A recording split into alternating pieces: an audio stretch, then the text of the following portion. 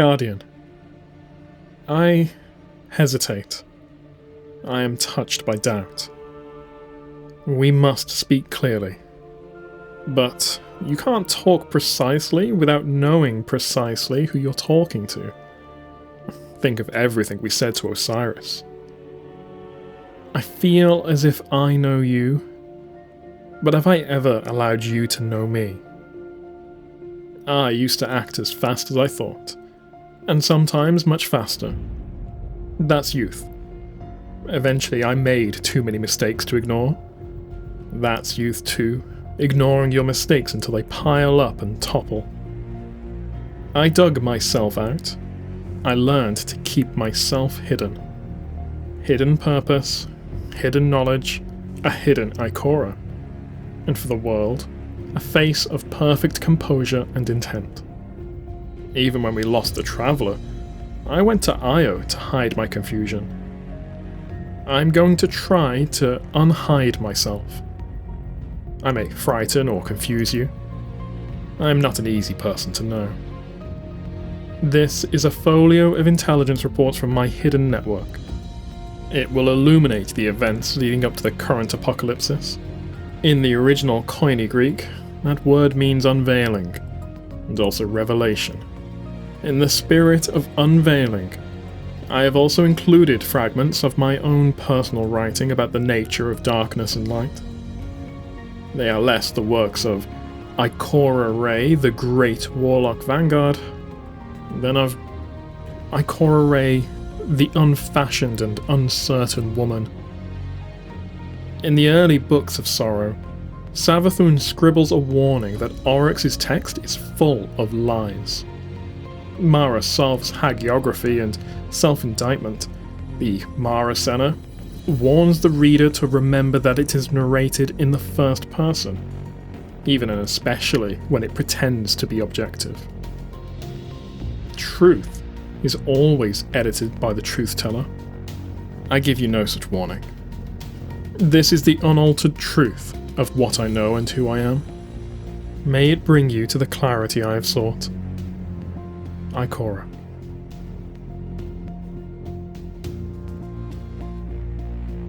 The Hidden Dossier. Beginnings offer you no power. It is what you do that is in your power. It is how you end which counts.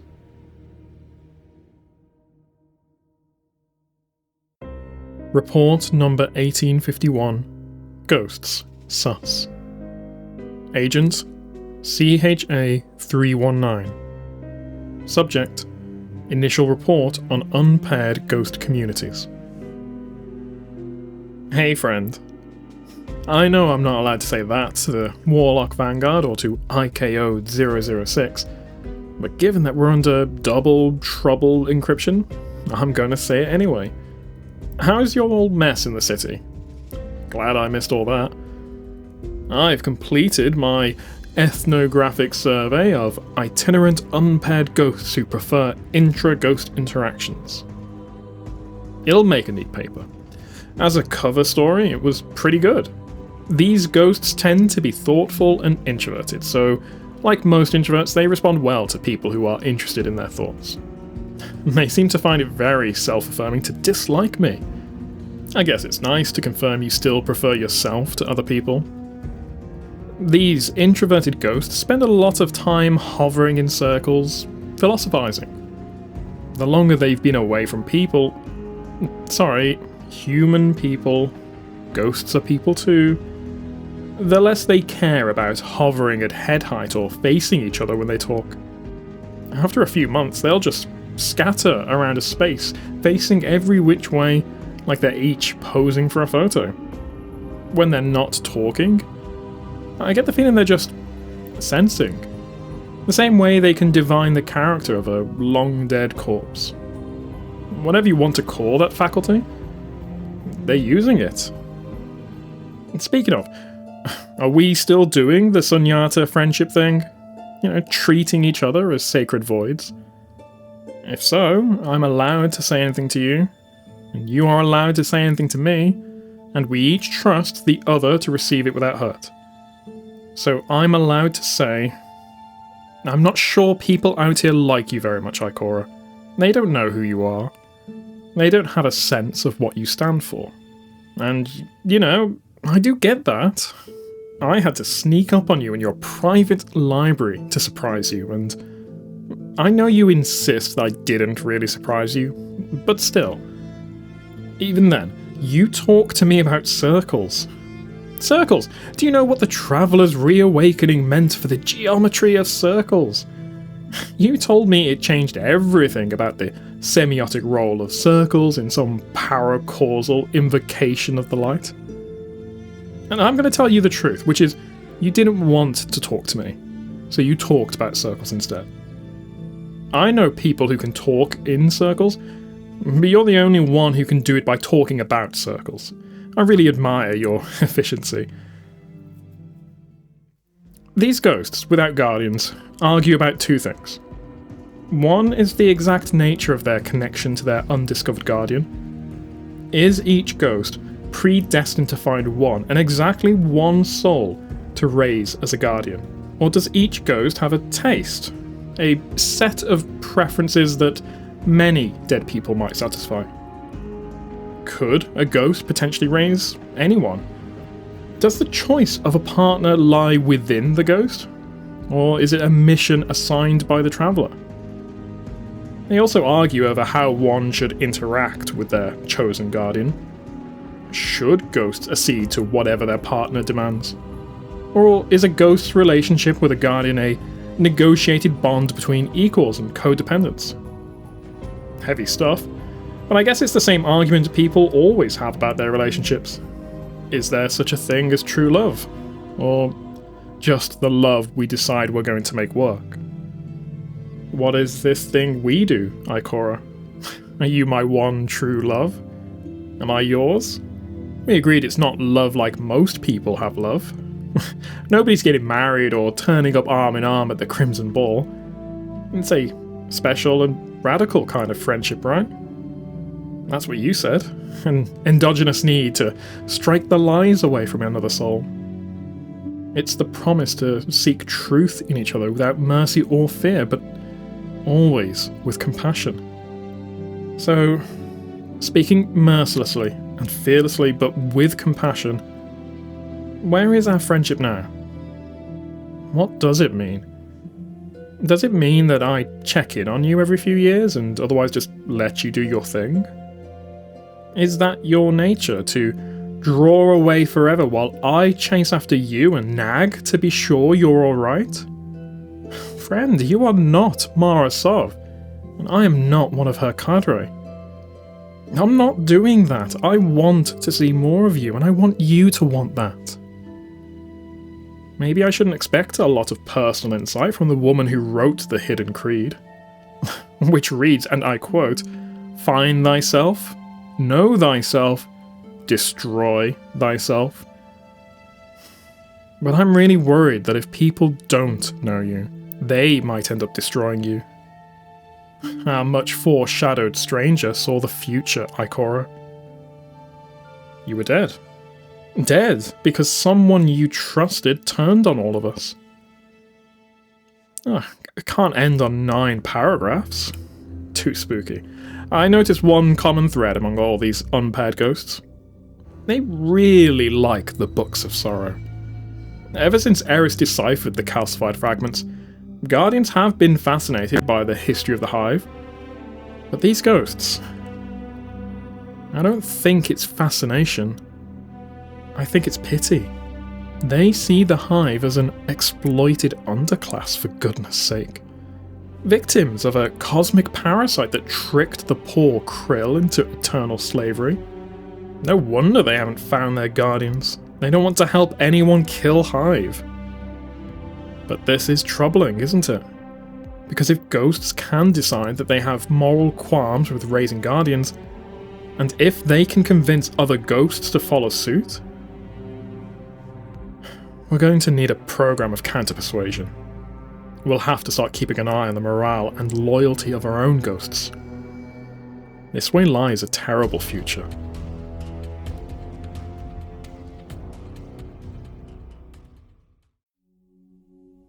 First Calling of the Hidden, annotated. First, find thyself. Accurate knowledge is impossible if you do not understand the device by which knowledge is obtained. One of humanity's most monumental achievements is the metric system, an enduring system of measure usable by all people in all situations. But the metric system had a flaw. Its units were defined by physical objects. The standard kilogram was an ingot of platinum and iridium. This ingot changed over time, as all material things must, and therefore it was unreliable. The metric system was not completed until the kilogram found a truer, more absolute definition based on pure knowledge. In this case, Planck's universal constant. In the future, we may discover that Planck's constant varies between different volumes of the multiverse. If we do, we will need to find a truer definition of the kilogram. So it is that this is the first step, finding thyself, so that you may know the instrument by which you obtain knowledge, and it is ever ongoing. I feel the need to ground my commentary here with anecdote. To be Osiris' student was to orbit a star. The man would occlude you if you let him, and if you came too close, you would be burnt. It became tempting to define yourself only by your distance and angle with relation to him. Today he is distracted but warm, so I am at a close approach, but a high inclination. This was a mistake. You must know who you are with respect to yourself. This is not an emotional allegory. If you intend to conduct Thanatonautics alongside a teacher, to die and become as fire and return to life, you must know what parts of you are yours. Second, know thyself. When you have reliable instruments of measurement, you may then measure yourself. Truth is universal, but universal truth can only be acquired through personal truth. This is the foundational paradox of Gnosticism. To know anything beyond the self requires self-knowledge. But the self cannot be known without understanding the laws that drive it, which can only be known by observing the world. How do we escape this cycle? This conundrum offers an escape from the Boltzmann brain solipsistic trap. The trap asks us, how do you know that you are not the only thing in existence, and that the universe you perceive is not a random moment emerged from chaos? The answer is that a randomly emerged illusionary brain, the product of a probabilistic demiurge, is cosmically unlikely to contain both the memory of an imaginary universe and knowledge of consistent mathematical and physical laws of which describe that whole. If the world is an illusion, then why would it produce the illusion of a physics that can consistently explain its existence? Which is more probable? That we and all we see are an enormous coincidence? Or that reality is in fact determined and evolved by a consistent set of laws? The existence of an objective reality is more probable. If objective reality exists, we exist in it. The truth that we see in the world around us allows us to induce the truth of our own persistent existence. To know thyself is not to only look within, but also without. It is impossible to know thyself without knowledge of the universe. I thought I knew myself. I'd fought in the Crucible, which requires self-knowledge to check the impulses that control most Crucible players. I'll go straight to the ammo drop again. This time it'll turn out differently. No, fool, it will not. I'd flown high-risk scouting missions far from Earth, and always returned. I had even bargained with an Ahamkara and, I thought, came out ahead. What I had wished for was a teacher greater than me. But I did not know myself. I could find myself, certainly, but the map is not the territory. Just because I could locate Ikora did not mean I could enter Ikora and understand her. And if you do not know the interior mechanism of a device, you do not know what the device will do. I found myself in a place of crisis. The Vanguard had determined that the Ahamkara had to be made extinct. But to confront Ahamkara, you must know and accept exactly what it is you desire. You must let it pass through you without either repudiation or longing, or it will become a wish for the Ahamkara to feed upon. And oh, the longings I hated to have. To shatter Ophiuchus, to astound my critics with a display of my full power, to die alongside Osiris and be reborn as one being in an eternity of fire, to burn poor Chalco to a temporary smoking smear and laugh at her astonishment. We are all full of these perverse impetuosities. It is one thing to purge yourself of all incorrect and unacceptable thought. It is another to know it, and accept it, and to let it be. Third, destroy thyself. When you have located yourself, destroy yourself. Grip yourself like a hand shaking a hand, find the weak places, and squeeze. Throw yourself at yourself like a rising tide upon an ancient fortress. Do not stop when your soft places are eroded. You must continue until nothing remains. In this manner, you will gain two vital gnosis: the revealed knowledge of your own strengths and failings, and the practiced knowledge of how to reconstruct yourself when destroyed. In one Gnostic tradition, our universe is the creation of Barbello and Sophia, whose mimicry of the unknown god's emanations gave rise to Yaldabaoth, the lion-headed serpent. Yaldabaoth, the demiurge, crafted our world and the archons that rule it in mimicry of the true spiritual world, which is called Pleroma. Upon creating humanity, Yaldabaoth declared itself the truth creator, unaware that it itself was only a mimic of the unknown god. The key understanding here lies not in the fabulism, nor even in Yaldabaoth's failure to destroy itself and reveal the truth, but in the relationship between the Gnostic tradition and the Book of Genesis. This Gnostic tale comes before the traditional Genesis, totally recontextualizing it, even destroying it. In retaliation for this transformation, the Gnostics were destroyed by more orthodox faith. We cannot understand ourselves unless we know our own origins, and we cannot accept our origins unless we are willing to destroy ourselves. When I battled Azarim, he defeated me. He showed me that he could make all my desires real, and I succumbed. It was Wei Ning who broke me out of the trance of creation I had fallen into, moments before I manifested a wish from the quantum vacuum. 4 dead strangers returned to life, forgiven their desperate grab for my ghost, so that I could forgive myself for how quickly and lethally I had responded. If I had finished the wish and fashioned them, I would have annihilated myself, Ophiuchus, and everything around us in particle-antiparticle catastrophe. What Wei Ning did was punch me in the head so gently that I only got a concussion. I do not advise this as a way to destroy the self, but as an analogy it is useful. Fourth, shed thyself. Rub at the thin, dry outer parts of yourself. Crawl, shining and wet, from that outer husk.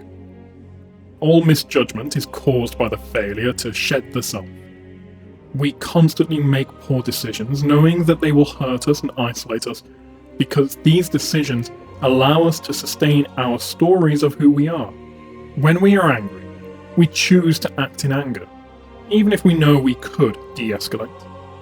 When we are wounded, we make the choices a wounded person would make, even when we know these choices will deepen the wound. Who would do otherwise? To refuse the choice we want is to refuse ourselves, and that makes us afraid. We are afraid to change who we are, unless we have a habit, a natural capability to escape our own nature. So, We must acquire that capability. It is impossible to escape the cage of the self by any means except shedding. When I battled Madir, he tried the same trick as Azarim, but I simply became someone else. I do not mean that I pretended to be someone else. I mean that I allowed Madir to change me into someone who Madir could not tempt. I laughed much less since that day, but I am more content.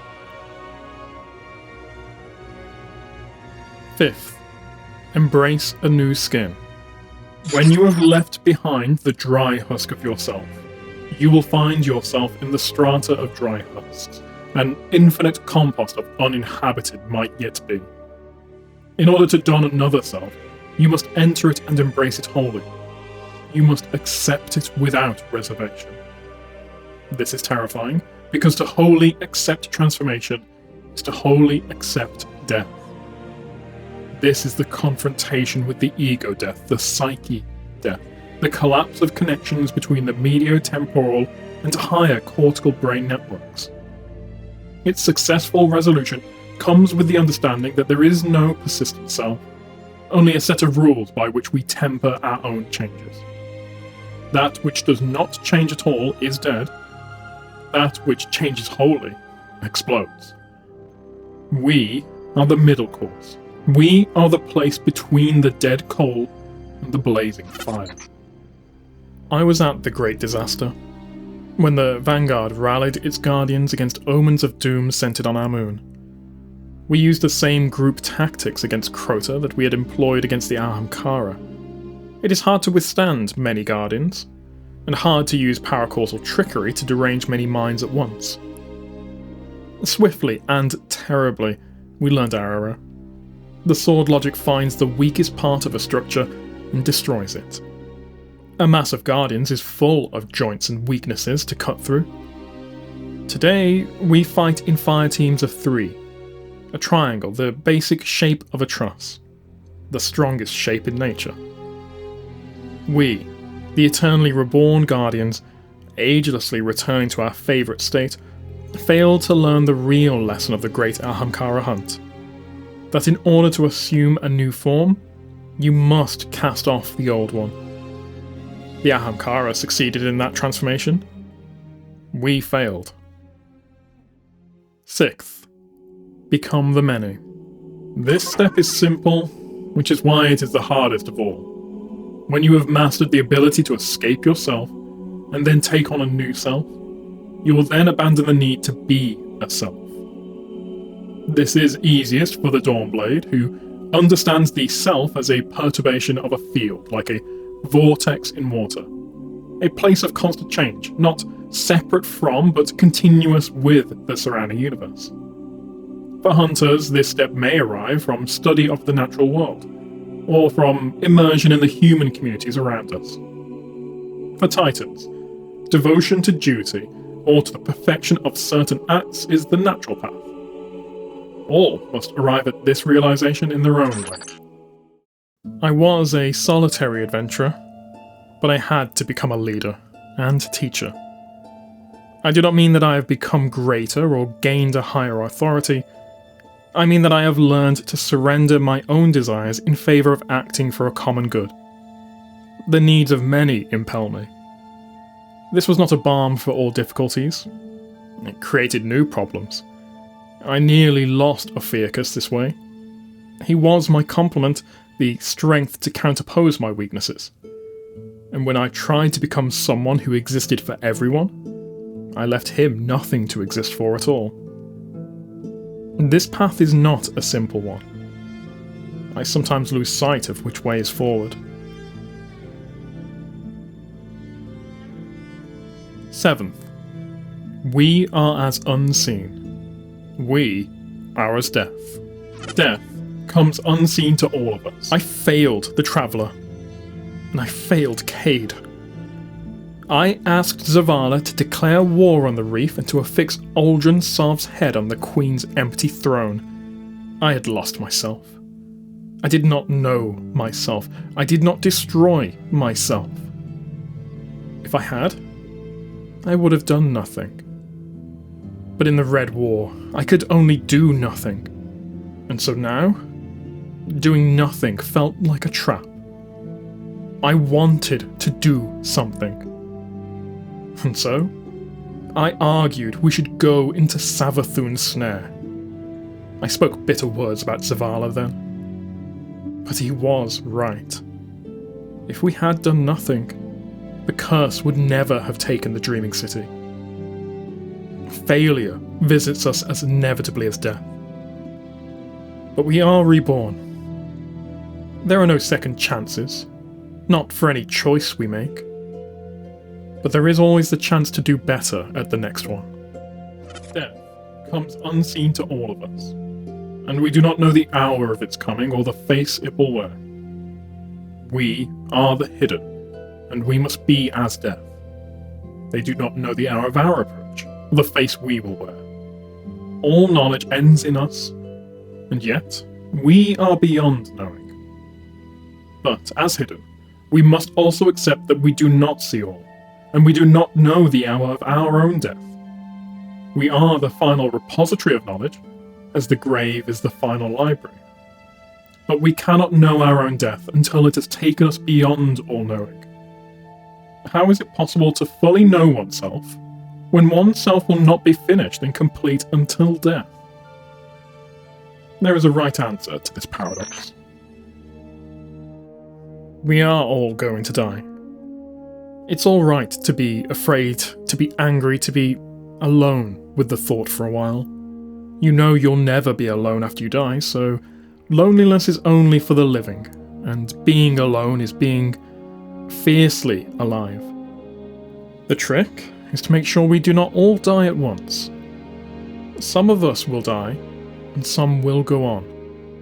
And then those who went on will die, but more will go on. And this cycle will continue, and as long as it does, something of us will be part of it. 3.5 billion years ago, something came to life on Earth, and we are all part of it. It has never died. We are all going to die, but not yet. Not yet.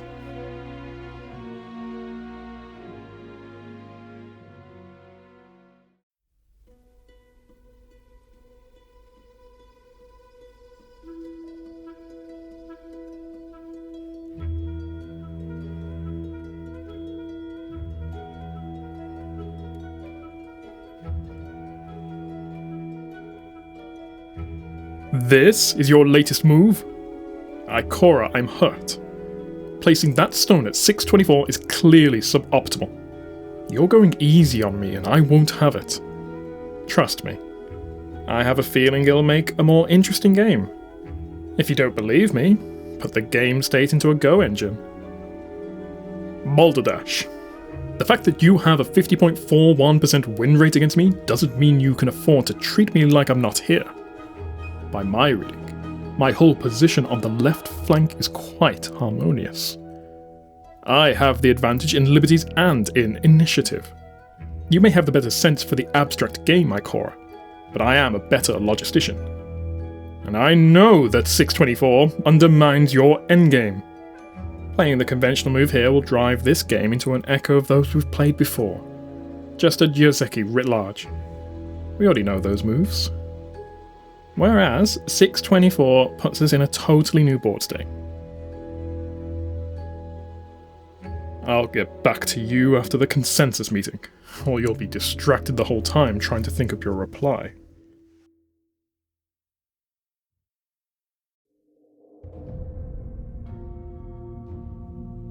Report number 91. Stasis test. Agent TRU-135.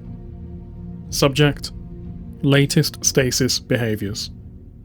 Now, I know you think I'm a steady old hand, so you give me the weird jobs on the theory that if I spook, then it's worth getting spooked. But this one has me worried. Does no one any good to play with fire? Or cold, as the case may be. Either way you get burnt.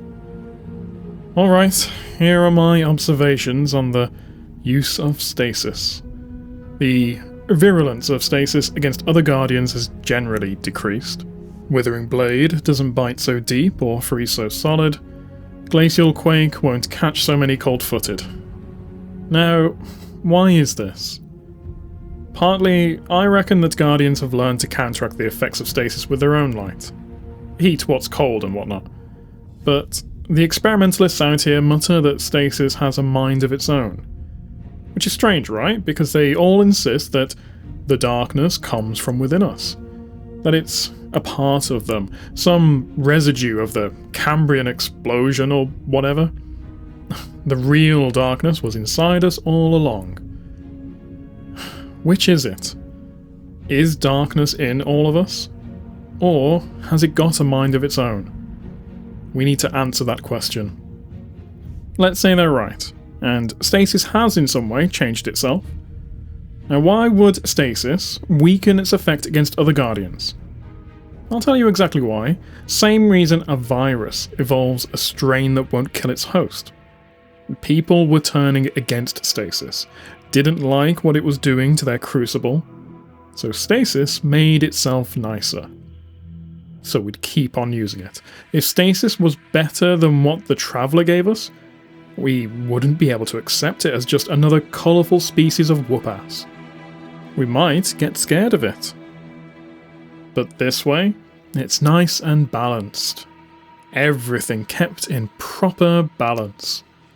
And doesn't balance sound like a goal worth striving for? Now, you asked me to keep an eye out for signs of cruelty among the Stasis users, but it strikes me there's a problem here. In the old days, we would call it statistical comorbidity, but maybe you fancy warlocks have some deeper understanding of synchronicity or hidden concordance or whatnot. What I mean is, can we tell if Stasis makes people cruel or reckless or, in the best cases, very bold? I see Stasis users who shouldn't have any kind of power, never mind Stasis. And I see decent Guardians who took to Stasis as an urgent necessity. It's the old question about Thorn. Was Dredgenure corrupted by his weapon? Or did he just need an excuse? Maybe Stasis really is just a tool. Maybe the only moral valence it has is what we bring to it. Cowlick still refuses to examine the Stasis crystals with her own unique senses, and I'm not going to make her. Poor ghost shouldn't have to stare into what hurts her. Best details she could get with secular instruments attached. However, Cowlick is pleased as Pinch to go over the results and come up with theories. I'll leave the FLAC parametric analysis and all the other numbers to her. Now, I do know something about viruses from my frontier medicine days. I know that gentler strains of a virus have a competitive advantage if they keep their host alive long enough to jump to a new one. So, we can imagine Stasis as a virus, maybe even a virus with purpose, limiting its virulence so as to get to the rest of us. But we've got to remember that a virus only evolves to go easy on its host when that makes it more successful. It's a myth that all diseases evolve to coexist peacefully with us. A virus will crank up its lethality to 99% so long as that viciousness also lets it reach a new host. If a virus could make people explode like rotten balloons and infect everyone nearby, a virus would do it. Viruses don't give a damn for anything except making more of themselves. They certainly don't give a damn for their own long-term viability. It's too stupid to think that far in advance. So keep that in mind when it comes to assessing the safety of Stasis. After all, it is a power we use to explode each other like rotten balloons. And keep in mind also that a virus isn't evil. It just wants to exist. If there really is a distinction between Stasis as a power and the voice in those ships, if one can be separated from the other, then maybe Stasis isn't intrinsically corrupting. Or maybe it is corrupting, but only when it's tied to the voice behind it. Maybe we can rest it free, who knows? Not me. Truce out. Message ends. Mara said there was a difference between darkness as a force and the will that guided it. But there is no question that the interlopers led us to Stasis. The enemy has given us a tool. Does that make the tool the enemy? Appended file. Cowlick's analysis of Stasis. The Stasis crystals aren't water ice. Obvious enough, but I thought I'd get that out of the way. The extraordinary property of Stasis is its ability to create ordered structures from chaos. It doesn't care what kind of matter is available, it just sucks entropy out of the system until it's got a crystal. The crystal's not exactly chemical. The normal electromagnetic interactions between atoms are suppressed in favour of something weirder, a bit like spin metal. Examination by scanning and tunneling electron microscope, plus X-ray crystallography and neutron diffraction, if we want to be exhaustive, revealed a highly ordered crystalline structure at the nanometer scale. Results included a lot of lens artifacts, so I had to resort to makeshift tychography. But I've attached what I could see. As far as I can tell, we're looking at conventional baryonic matter. Not reified virtual matter, space-time at a true zero-energy state, an excitation of some novel field, or, traveller, save us from Van Net theories, super extremal naked black holes masquerading as particles. Now, I am a little disappointed to discover that the super vacuum hypothesis is out. Quantum physics says it's impossible to know the exact energy state of a volume of space, and zero is an exact energy state. So it's physically illegal for a volume of space to have zero energy when observed. That's why we get random virtual particles popping in and out of the void. They're created and destroyed by the energy of emptiness. Some warlocks thought that if you carried out the impossible task of sucking all the energy out of a volume of space-time, nulling out even the 0-point fluctuations and achieving a true void, then you could achieve a physical regime where space and time themselves ceased to exist. Instead, you'd get a space-time condensate, a superfluid vacuum capable of interacting with itself to generate structure. In this theory, the stasis crystals were cold so deep that they froze space-time itself. It had a certain elegance, but either the true void does not exist, or it is not here attained, or I am just misinterpreting this data. The crystalline structure of the stasis material is both spatial and temporal. It forms ordered patterns in 3 dimensions, and those patterns evolve over time without outside energy input. I've tried bootstrapping several models, but when I compare the predictions to the actual behaviour of the crystal, the R factor is always garbage. I don't have the equipment to open up the Calabi-Yau manifold and peek at extra dimensions here, sorry. Maybe I'd glimpse the paracausal truth of the darkness and start dividing in half until you had a planet full of Cowlicks and truces all complaining. There's some funny stuff going on within the crystal structure. Long-range multi-particle interactions that might require paracausal intervention to sustain. The crystal also soaks up incident motion and energy, which it converts into mechanical work.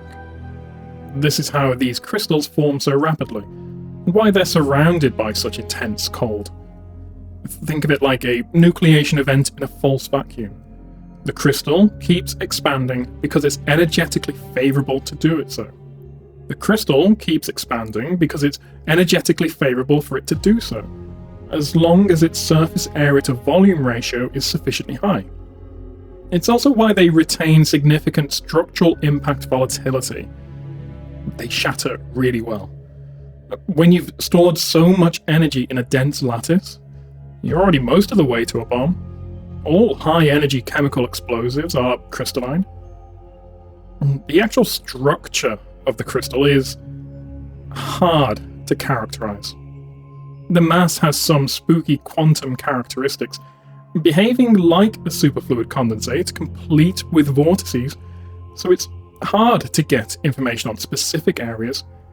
you get domains of the crystals behaving as single particles. By poking random spots, I've got the idea that the crystal is composed of different isomer territories which compete along their boundaries to recruit each other.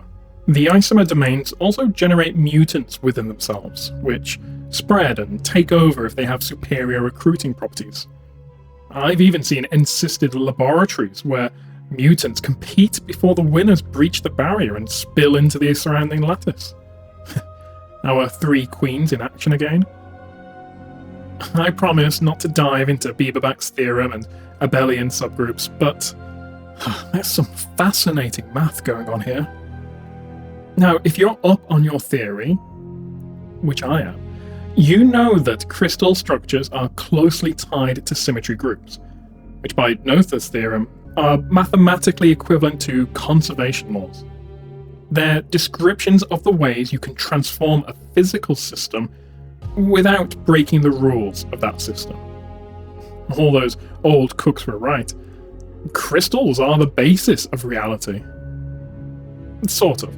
It was spontaneous, read quantum, a breaking of symmetries that created our universe. Random perturbations that caused uniform fields to depart their symmetrical but unstable initial state and settle into one of many possible configurations permitted by the laws of physics. Like a ball rolling down the symmetrical peak of a fashionable sombrero and settling somewhere on the brim. So that's high-level cosmology. But at the lowest levels of condensed matter physics, the crystals we're looking at here are a product of the same spontaneous symmetry-breaking mechanism. Matter cooling down abruptly, generating structure. What I'm getting at is that the stasis ice is produced by the same mechanisms that created the entire universe from nothing.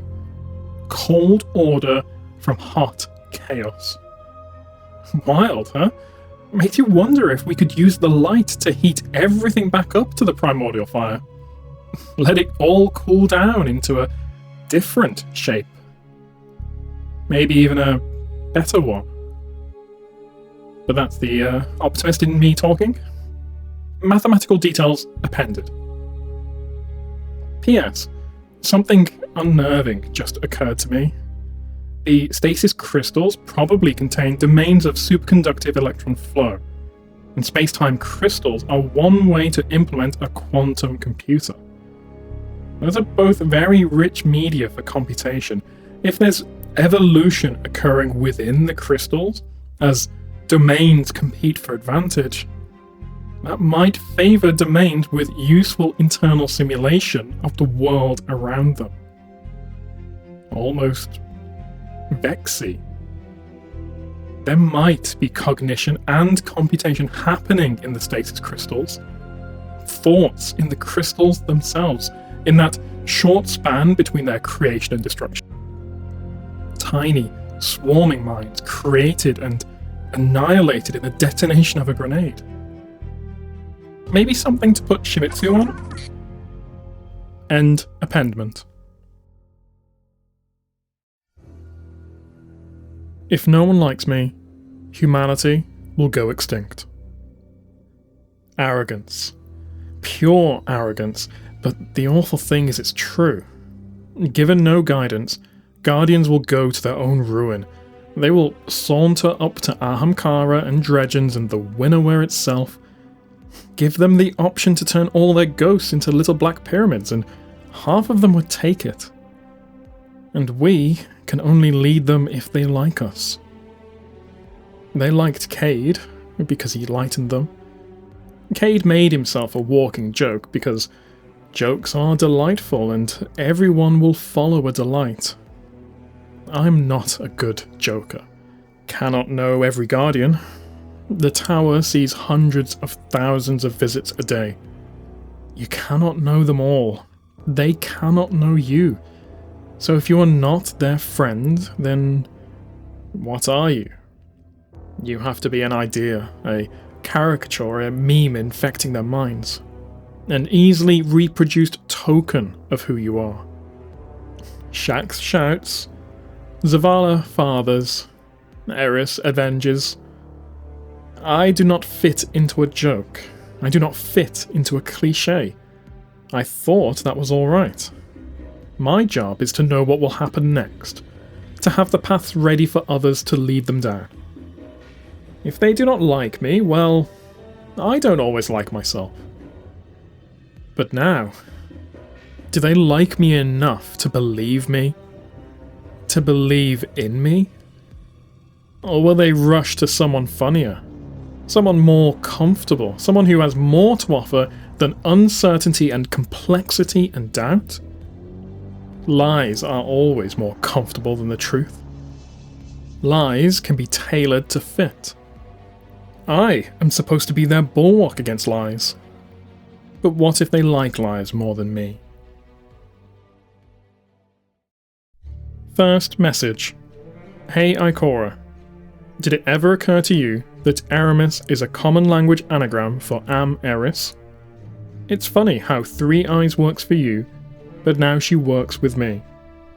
Maybe you weren't giving her enough chances to grow. No salutation entered. VIP 1316. Second message. Hey Ikora, did you sign off on this? Zavala ordered a search of my ship to get samples of my plants. There are known similarities between your vessel's infestation and the growths aboard the derelict Glykon Volatus. Tell the big guy that if he wants to get at my garden, he'd better start pounding some primevals. Transmat firing. D. Third message. Hey Ikora. I hate ice planets. Nothing good ever happens on an ice planet. You can't even burn guts for heat when there's no air. You and I used to push the edge of the map, remember? My crew ended up out past Neptune, exploring dwarf planets full of monoliths. But you? Now you're the one in the tower, collecting the reports, making the maps. I always wanted to say, I admire you for throwing everything behind the hunt for Prince Udon. At least you know how to stick up for your crew. Catch you soon, No Man. A letter from Sen-Aret. Dear Ikora Ray, I am a low-power guardian, a very big fanatic of your work as Warlock Caravan Guard. Excuse any male tropisms, as I was raised without knowledge of modern language or devices due to some deficit of otherwise agreeable host. Archaeologists tell me I am female Kadan, recovered from strata of Mesolithic battle site at Jebel Sahaba in Egypt, and I may be up to 13,000 years old. Perhaps this has caused great strain in process of my resurrection.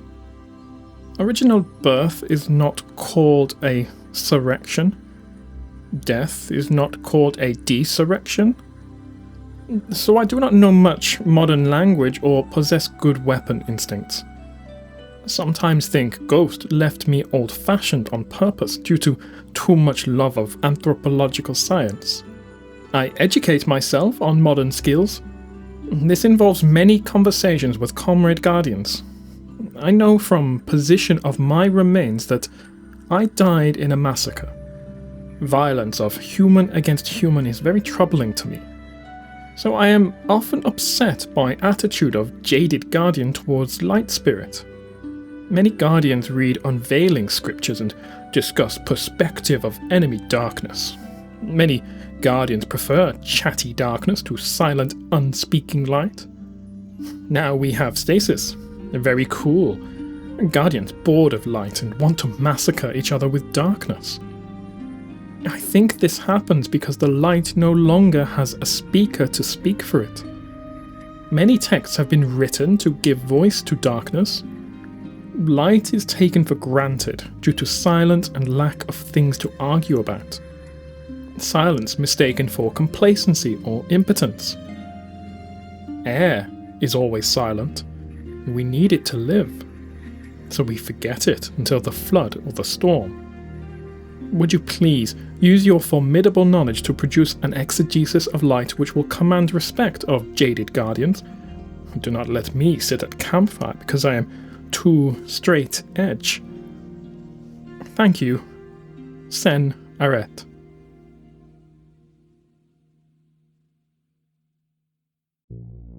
Report number 093.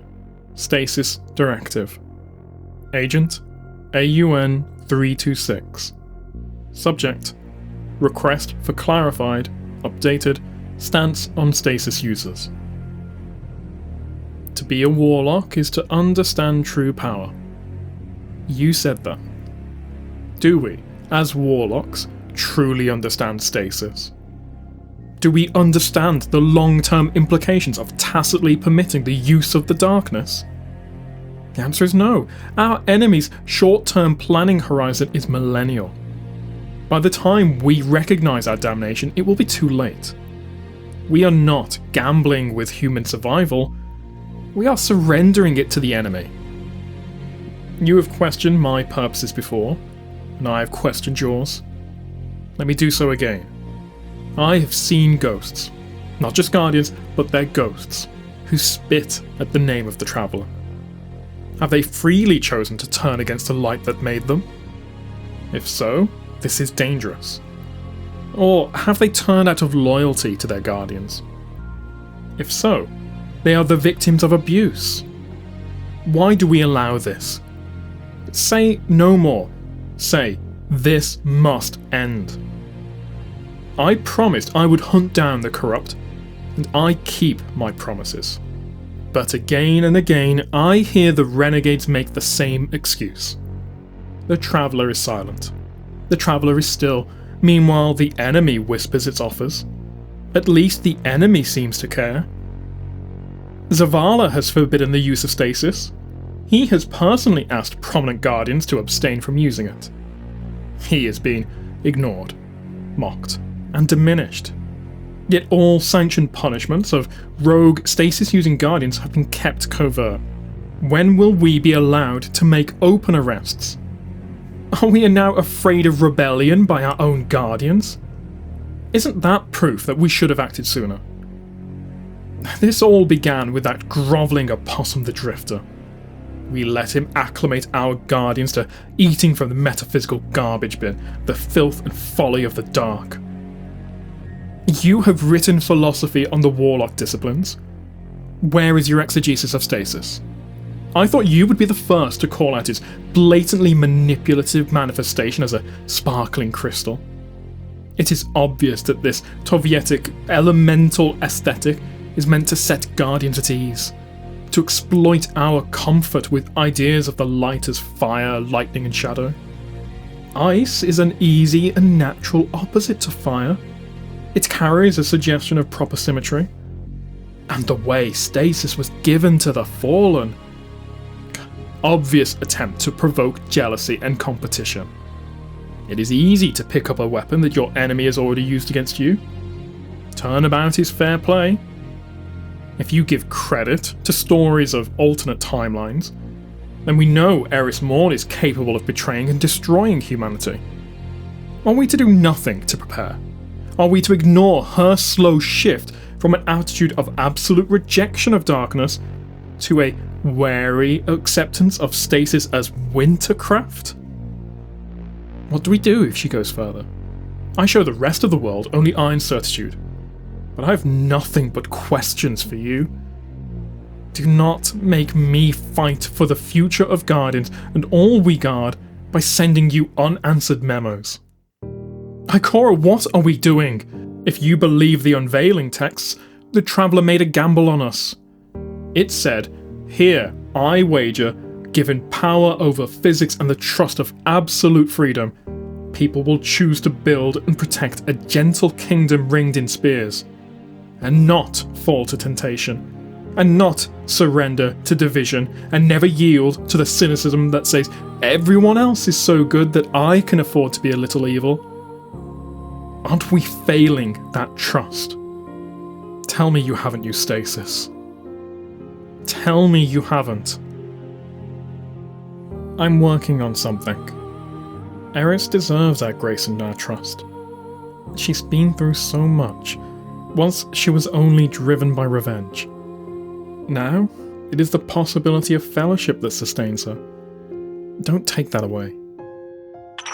It's not a question of her deserts. I'm a praxic. Practically speaking, I can't ignore a possible threat. And you didn't answer my question. If you can't trust me, you can't trust anyone. Let's speak of praxis.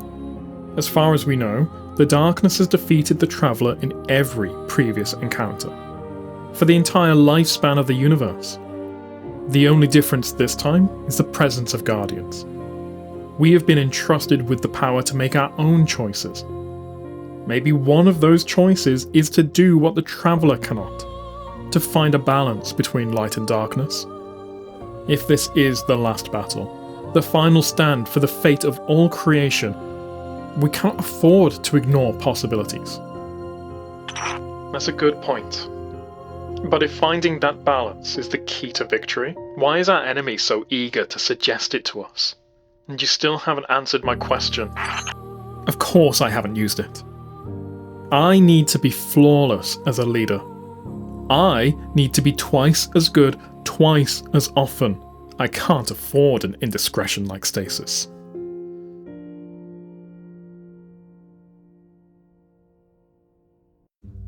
An Exegesis of the Light by Ikora Ray, first draft. How to Understand Light by Ikora Ray, first draft. Why the Light is Not Boring by Ikora Ray, first draft. What Illuminates Us by Ikora Ray, first draft. It is natural for Guardians to prefer the new and rare, but let's be cautious about it by Ikora Ray, first draft. Everyone wanted a Galahorn, but look what happened when you all got one. Or, why mass tendencies in Guardian behaviour can in retrospect be destructive by Ikora Ray, 9th draft. I'm not your mom, but sometimes mothers have good advice by Ikora Ray, 2nd draft. There's a reason we switched from Edgewalker to Blade Dancer by Ikora Ray, first draft. Familiarity Shouldn't Breed Contempt by Ikora Ray, first draft. Puppies, wheat bread, and doing what's right. Transgressive thrills and contempt for the wholesome by Ikora Ray, first draft. Why the need to commit violence in defense of life predisposes us to moral compromise by I Can't Find a Good Title, first draft. When the truth is not in the middle, why the everyday need for compromise tricks us into grand moral blah blah. First draft. Guardians won't read this unless it drops an engram anyway, by Ikora Ray, first draft. They'll just say, Ikora should have died instead of Cade. Cade would have been down with Stasis, and throw it out, by Ikora Ray, first draft. I hate philosophy, and want to go back to the Crucible, by Ikora Ray, first draft. Delete all those things I wrote. No, this isn't a title of Viercus, just delete them all, by Ikora Ray, first draft.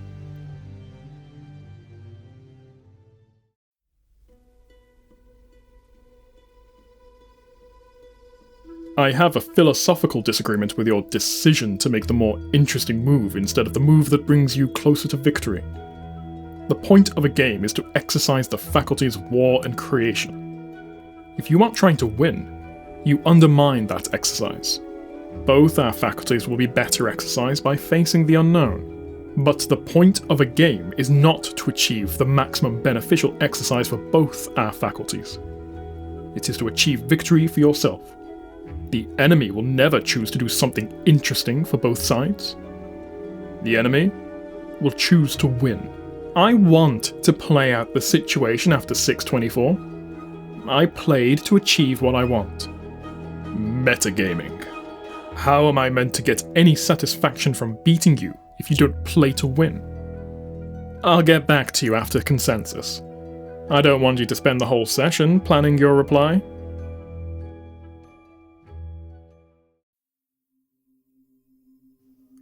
Report 21230. Incident Glykon. Agent IKO 006. Subject: personal examination of the Glykon Volatus derelict. As the site of a numinous encounter with the darkness, the Glykon Volatus derelict deserved my direct inspection. I will record here only what I can add to past reports. The sarcophagus growths overrunning the ship are a clever trick, aren't they? To pass the densest thickets, you must link with them. Engineered to remind one of the need to use darkness to fight the darkness. When I joined the link, I felt what others have reported. A collective haunting. The presence of all those who were devoured by the ship. Why is it that so many places touched by darkness carry a sense of memory? The nightmares we fought on the moon. These haunted growths. The Taken, who are the product of a literal taking of the will. Even the unveiling missives, delivered in a clear and casual first person. The common element of identity, memory, consciousness. While the light is impersonal and silent, it is everywhere and in all things, but invisibly so. Silently so. Why should memory and identity belong to the darkness? Pujari claimed that it was important to understand why Guardians returned without an identity. Do we understand why? If memory and identity belong to the darkness, does darkness itself have an identity? A personality? A voice? Is this voice the same as the darkness itself? Savathun in her Osiris mask personally oversaw the first expedition to the Glykon Volatus. What did she gain? Was she confirming the success of a game against Callus? An assassination by proxy? Listen to the comments she made. How casually she speaks of the darkness, like it is another substance to gather and pump. Did she mean to trick us into treating darkness instrumentally? Just fluid, just a black ooze of evil? Corruption depicted as something you could ladle with a spoon. Would a non-human intelligence recognize fungus and fluid as signs of true evil? Or are these anthropomorphic symbols tapping into our fear of rot? If they are symbols, what are they meant to communicate? True evil feels like Nazino Island. I visited it years ago, searching for a lost friend. The earth seemed cold and dry and thick. When it rained, there was this smell. Ophiuchus wouldn't speak above a whisper.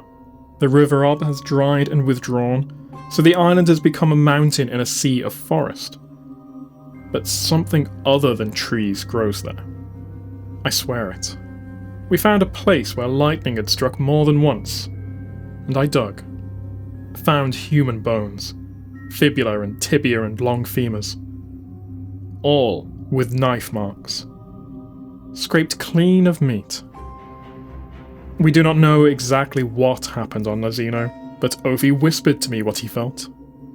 A faceless machine, grinding over innocent life, lubricated by neglect and indifferent compliance. Indifferent to the suffering it caused. And like a vast slug, it left a stain behind. But is what I felt human evil, or universal evil? Is there a difference? Is there a malice which all species of all psychologies could agree upon? The mark of suffering lingered on Nazino Island. It lingers on the Glykon Volatus. What makes evil stain a place? By what media, in what ink or bile is that evil written? Which is easier to remember? Happiness or suffering? Which stains deeper? On the moon, we met only nightmares. Do only nightmares linger? Maybe the answer is right beside me. We are all haunted by our own ghost, aren't we? The documents found aboard the Glykon Volatus attest to Callus's belief in a presence on the far side of his contact ritual. An observer. Is there a wielder of darkness, as we are wielders of light? One, or many? When Oryx called the darkness down into an ogre to speak with him, was this the voice that answered? Mara says there is a distinction between darkness and its chief exponent. A single, dominant wielder would suit the ideology of darkness, as expressed in the Books of Sorrow and the Unveiling Missives. One leader, who has either extinguished or subjugated all others, winnowed them down to only the most necessary and effective form. We are many guardians, a complex plurality of light, against one dark agency. In the face of the malignant and continuous suffering aboard this ship, Catabasis' ghost, Gilgamesh, gave up on his guardian. It demanded to be destroyed as relief from the pain of a hopeless existence. Catabasis was left to suffer an unspeakable fate. We're all familiar with stories of lapsed or mistreated ghosts, whether from the Dredgens or from personal encounters with VIP 3015 and the sadly departed Ashamir. We've all heard of guardians who wanted to refuse further resurrection. But this level of despair on the ghost's part is unique. And if prolonged close contact with agencies of the darkness has this effect on all ghosts, can we expect a massive failure of ghost morale? A general turn towards pessimism and antinatalism? Against overwhelming fear, we must find a way to articulate the strength and value of the light. Despair and apathy have killed more guardians than any other force. Hope will be our most important armour in the war to come. We must find a way to show our fighting guardians and their ghosts that even when they wield stasis, they do not turn their backs on the light. Message ends.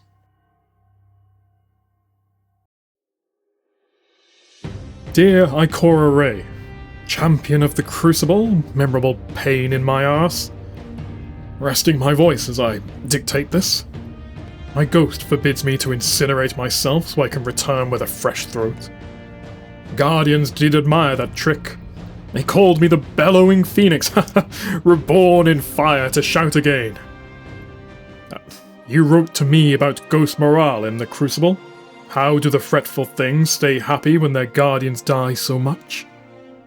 The truth is, Ikora, that the Crucible attracts those who have a tolerance for fat lips and burnt fingers. The ghosts are not bothered by their charge's annihilation so long as it is all in the game. But I did notice a change in the tone of the Crucible when I let my natural enthusiasm shine through. Reprimands were not encouraging the improvement I wanted. Even the audience felt sour and sad when I chastened a newcomer. The answer was behavioural therapy, accompanied by a course of nootropics to promote neural plasticity and fight depression. By the end of the sessions, I was battering straight through the walls of the clinic in my excitement to show the world who I was. I visited city hospitals and helped children learn how to squeeze the illness straight out of their own shadows. I once headbutted a probability kiln so hard that it produced a live Cabal Centurion, which I then arm-wrestled into submission. When I brought my new excitement to the Crucible, I delighted my players and my audience. We all have our fears and regrets, certainly. Have I ever told you about my night of passion with Queen Mara Sol? The passion we shared was Pothos, the longing for freedom. This was before Oryx and before my own renewal. I longed for freedom from my duties. She longed for freedom from her doom. The Tempest is a place saturated with the yearning for freedom. It is also concerned with the relationship between master and servant. When I had finished reciting it, Mara asked me to tell her stories of the once servant who she yearned to meet again as an equal. Sieur Ido, the woman I named a Tempest. I told her stories of my friendship with Sieur Ido and her great bow. Mara told me of the lost distributary and of Ido's quest to assassinate her in revenge for the Diocerne. I challenge the obvious lies in this story. The Sieur Ardo I knew, Dragon Slayer whose arrows pierced illusion, would never have hesitated to kill, no matter how beautiful her target. And how could Sieur, who shrugged off talk of gods as nothing of her concern, have also been a fanatical servant of this diocese, who cared only for lost divinity? Inconsistent, therefore a lie. Mara was delighted by my disbelief. She told me that she would tell me the truth about Sieur if I would only take off my helmet, so she could look into the eyes that had gazed so often on her beloved. Did you know that Pothos is another name for Asphodelia, the white flower of the Awoken? White flower of longing. Ikora. Here is a question I long to have answered. Why did you leave the Crucible? Shaxx. Dear Shaxx, Lord of the Crucible. You and I both know that the Crucible I fought in was darker and more dangerous than the games you run today. Remember Thalor? The truth is that I could not afford to be both Warlock Vanguard and a Crucible champion. To fight in the Crucible is to show the whole world the limits of your power.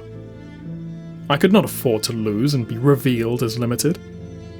But more importantly, I could not afford to win. What would they say if they knew what I could really do? The danger I could be.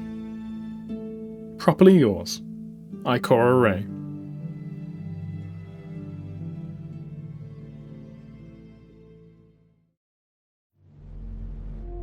Report number 12059. Incident Lunar Follow-up. Agent FEN-092. Subject: Follow-up on affidavit for INS ID 12059. Fenchurch reporting in. And Neville. I've finally been able to sit ERI-223 down for a few moments and ask her about the vision I experienced on Luna. See my affidavit regarding 12059. In short, I saw VIP-0704 tending to ERI-223's wounds in the wreckage of a destroyed vessel. This was prior to the discovery of the pyramid on Luna.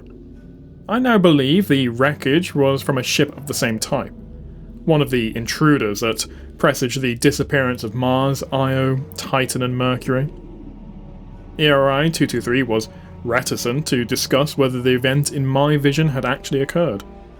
I expressed my frustration with her evasiveness, given the distance I'd travelled and my well-established loyalties. ERI-223 invoked the threat of Sav as a reason to favour secrecy. I asked whether she had been too much influenced by VIP-0704's habits of distrust. She did not reply.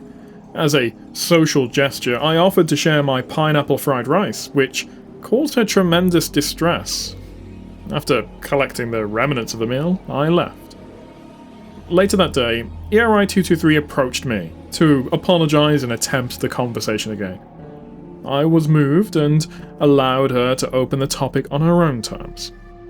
After an elliptical conversation regarding the emotional burden of her role as a constant harbinger of worse to come, ERI-223 confirmed that my vision had actually occurred.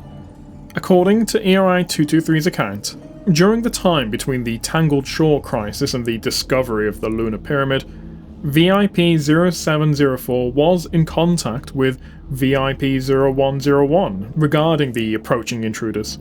VIP-0101, familiar with the difficulties of recursing time loops, urged 0704 to break out of the Dreaming City and move against the intruders.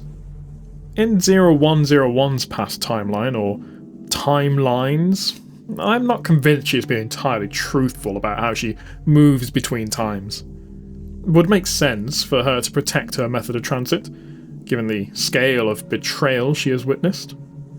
The Awoken never broke Sav's curse on the Dreaming City, and 0704 expended vital resources there, which were sorely missed during the later stages of the conflict. VIP-0704 was reluctant to leave her people, but decided, as ERI-223 put it, that it was better to do something than nothing, and even if that something was the wrong thing. VIP-0704 struck a deal with 0101. 0101 would provide data that a future Rasputin had used to track the intruder ships, and 0704 would provide the raw paracausal power that Rasputin lacked. ERI-223 was involved because 0704 had recently extracted her from Crota's abandoned throne world, and felt an emotional debt to 0704 over past service regarding the defeat of VIP-2015. This was fortuitous.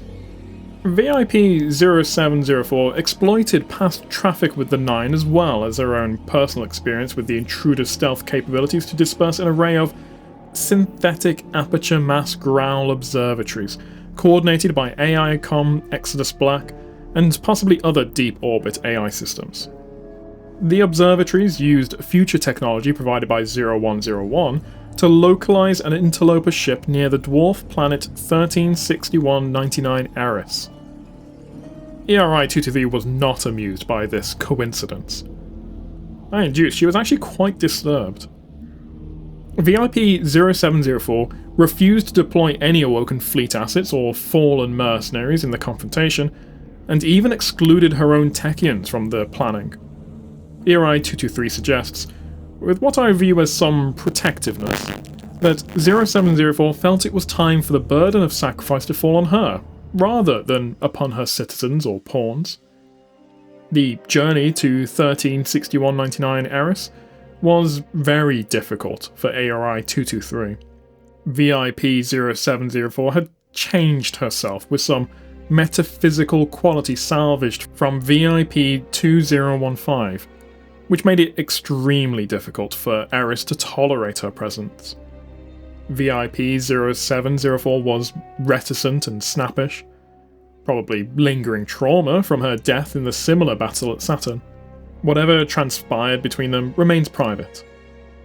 ERI-223 was unwilling to precisely describe the encounter with the intruder.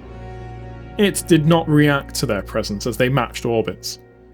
VIP-0704 went on EVA and at one point removed her suit, I believe, but I'm not certain, that 0704 either contacted or entered the intruder.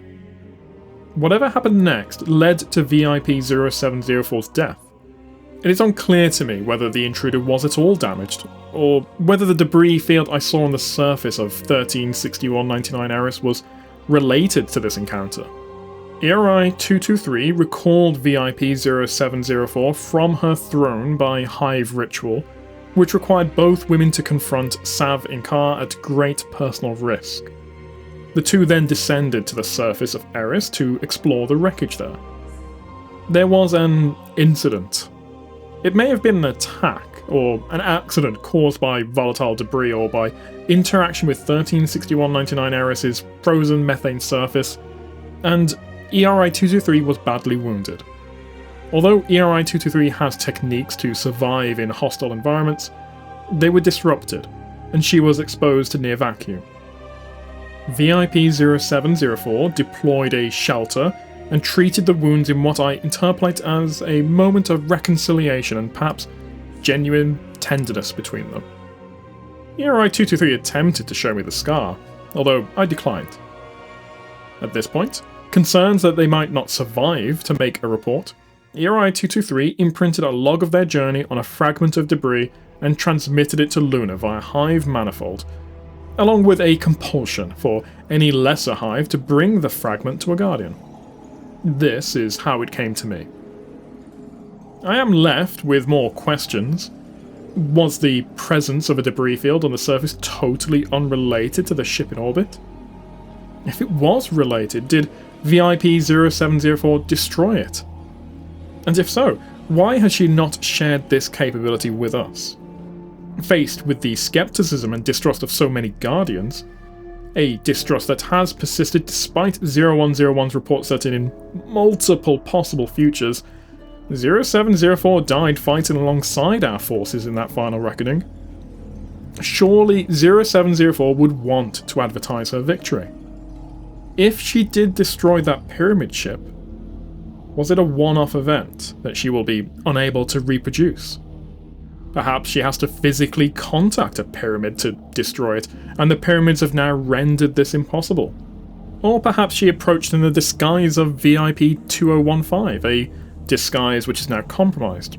VIP 0704 remains a difficult and inscrutable ally. Message ends.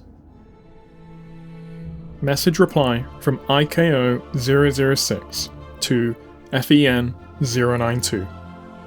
Mara is a thorny problem. Understand that she sees herself as a queen on a chessboard. Opposite her stands Savathun. They are in a war of understanding. Who will get to the truth of the other first? In this war, honesty is fatal. Giving the enemy accurate information about you helps them remove degrees of freedom from their model of you. It helps them come a little closer to perfectly predicting you. Savathun would delight to see Mara taken. Mara would certainly see Savathun dead and extinguished. Secrets and encryption are central to Mara's philosophy, and so too to the entire awoken consciousness. She is their Lucifer, their Melektaus or Feanor, the one who led a bloody exodus from heaven to fight for the mortal world. Remember the words of their scripture. Creation is built on secrets, and the encryptions that keep those secrets safe.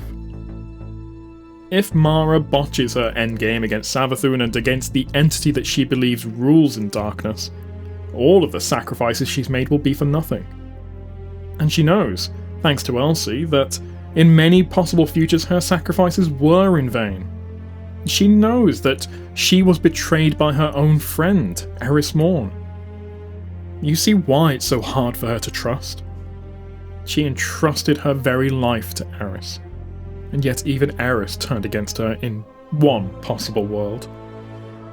Mara will never tell the truth when she can afford to lie.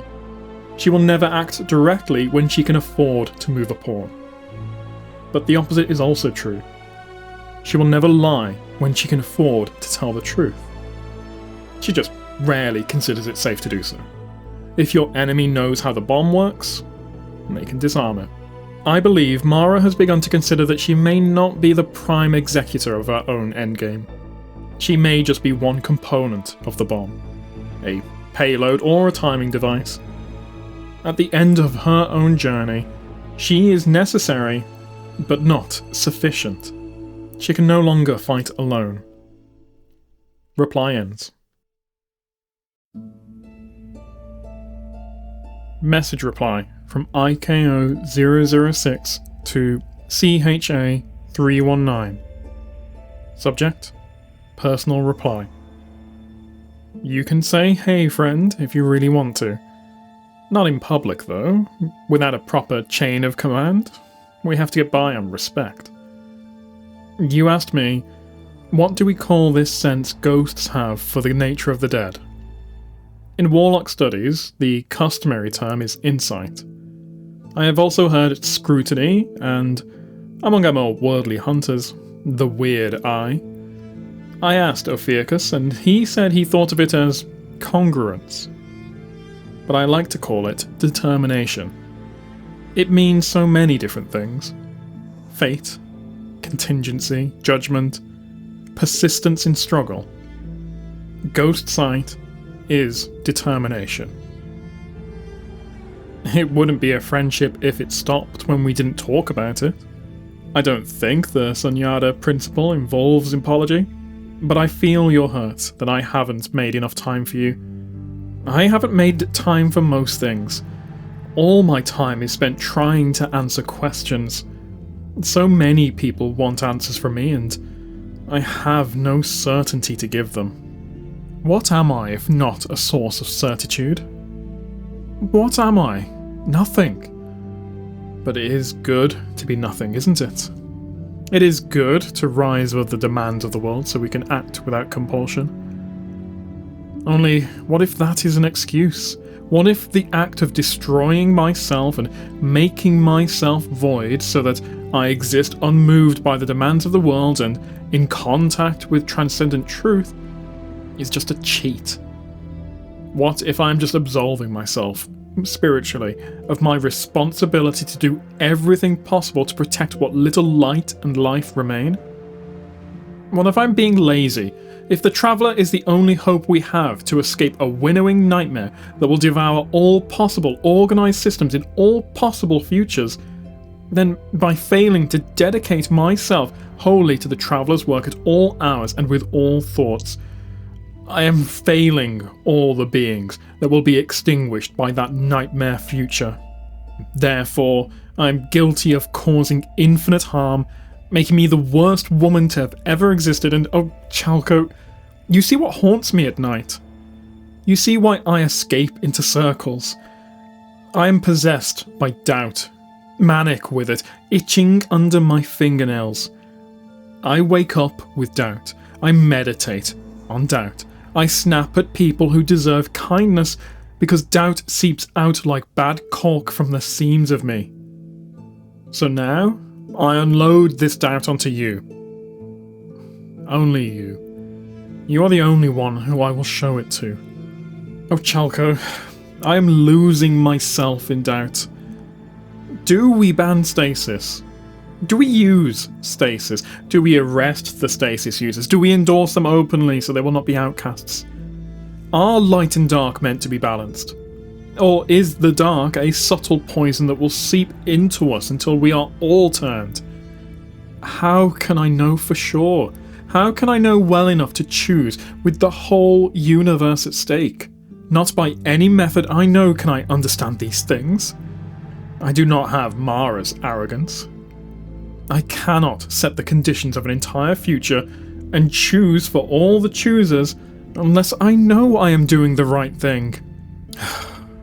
Me. Here I am, complaining about myself and how hard things are. This'll bore you. You are a person, and a person needs to know they are thought of.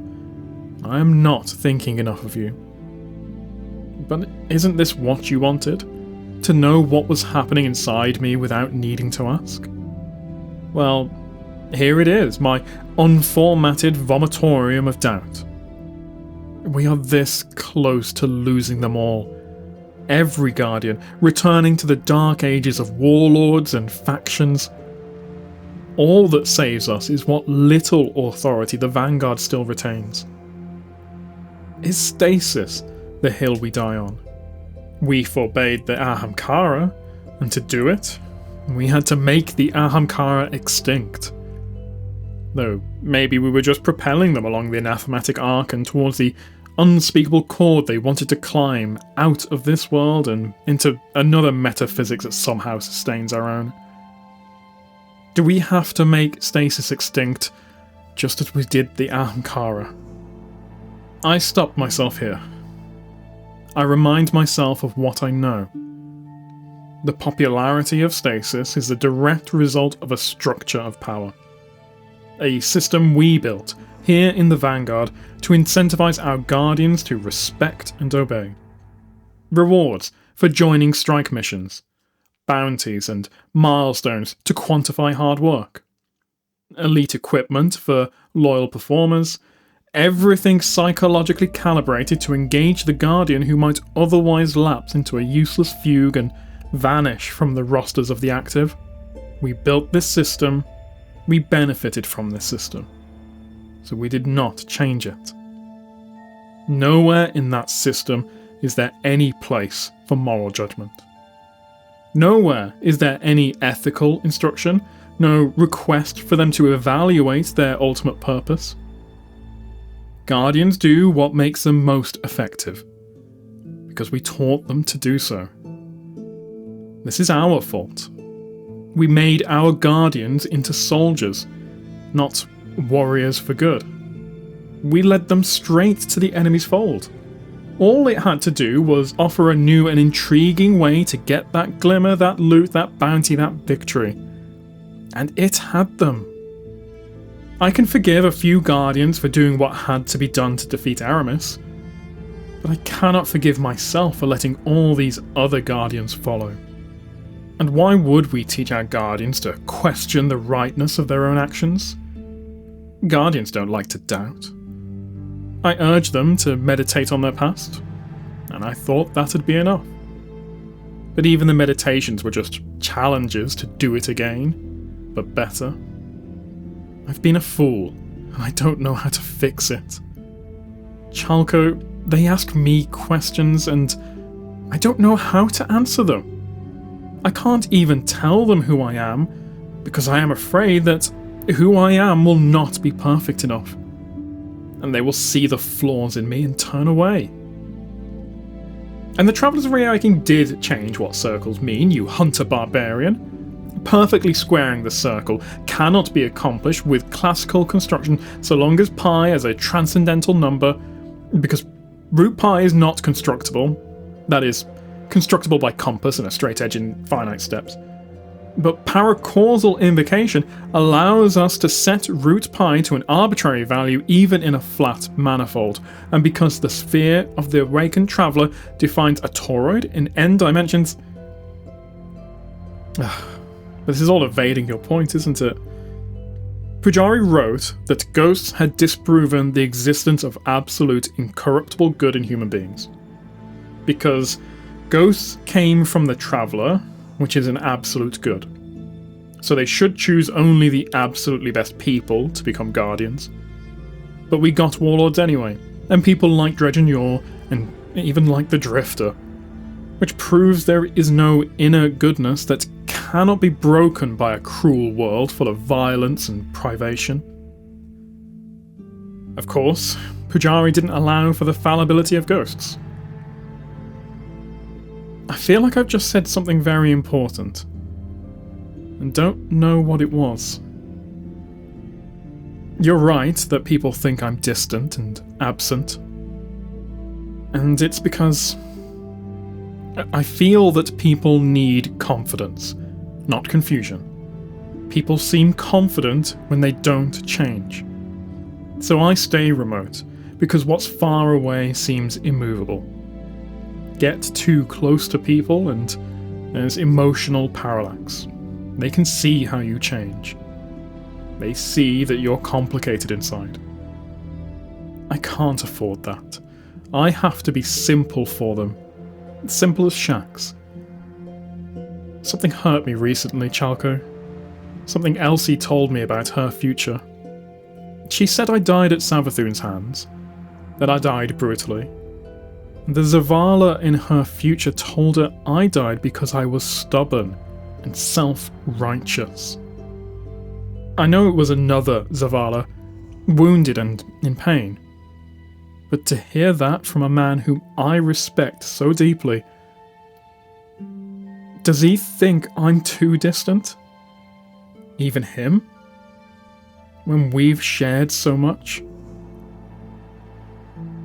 Thank you for your report. I don't know what to call what we are, Chalco. It's just what we are. Thank you, always, for writing. Maybe I can find some clarity in action now that I've gotten this out.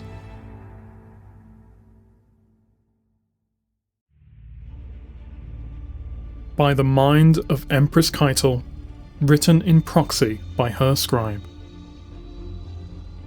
May the water of the Y-Goblet wash this message clean of falsehood, each and every word in service to the people and the future of the Cabal.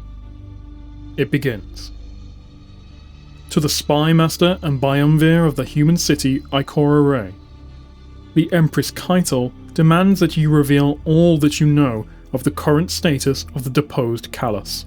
Be there now informed that the deposed Callus is wanted for high imperial crimes including the genocide of the Clips people, perversion of the imperial throne for the solicitation of unnatural bribes and favours, and traffic with powers most attainted. Be thou further informed that any collaboration with the deposed Callus, either covert or overt, shall be grounds for the greatest displeasure of the Empress. It ends. What do you think? She wants to know if we found Callus aboard the Glykon Volatus. Certainly. She wants to know that we're not negotiating with her father behind her back.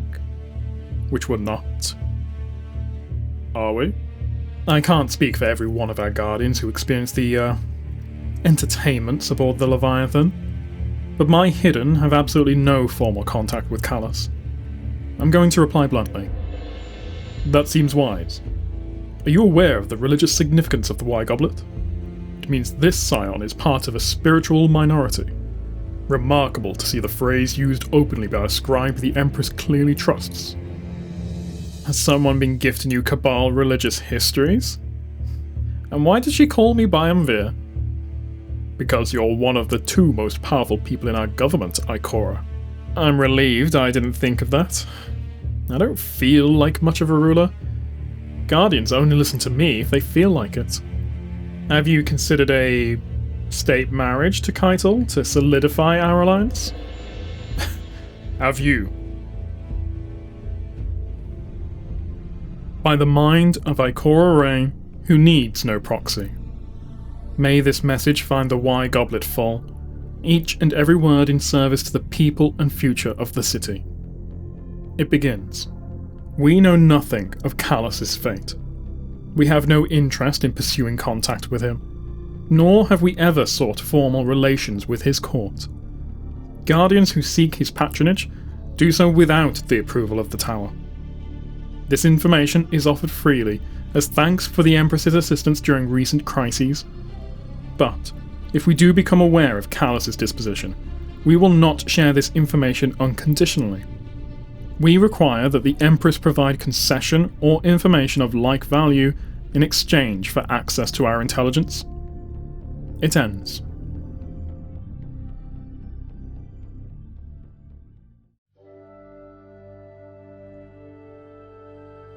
Report number 54122.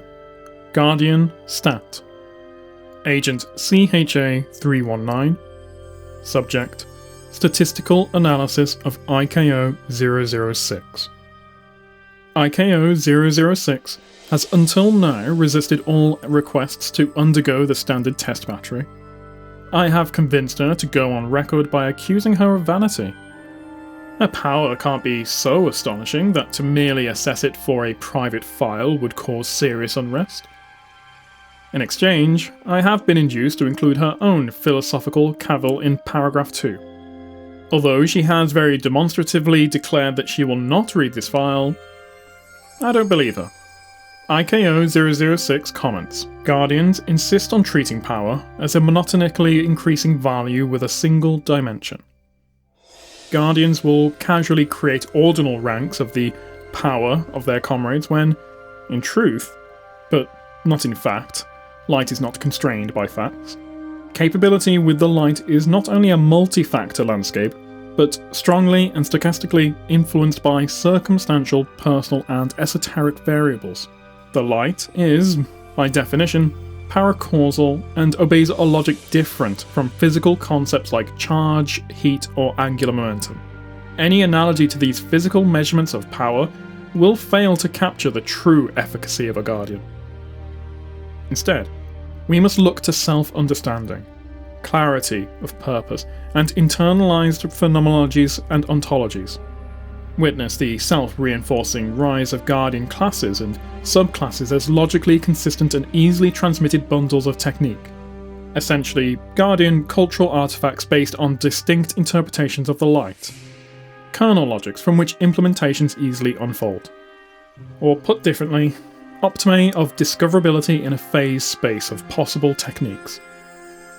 The human or neo-human mind is an agglomeration of automatic processes, and consciousness cannot access most of them. In the same way, most of the truth of the light is invisible to the self-inspection of the light-bearer.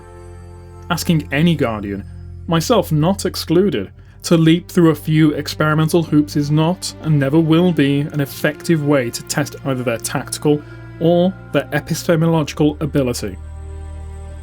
IKO-006 ranks in the upper fraction of the 99th percentile of assessed warlocks on most available metrics of precision, restraint, and raw power.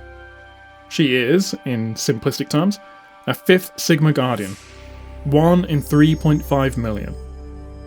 Given that millions of Guardians have been activated over the centuries since the collapse, And assuming that performance of Guardians on these metrics is normally distributed, we would expect about 10 Guardians of similar power to have existed.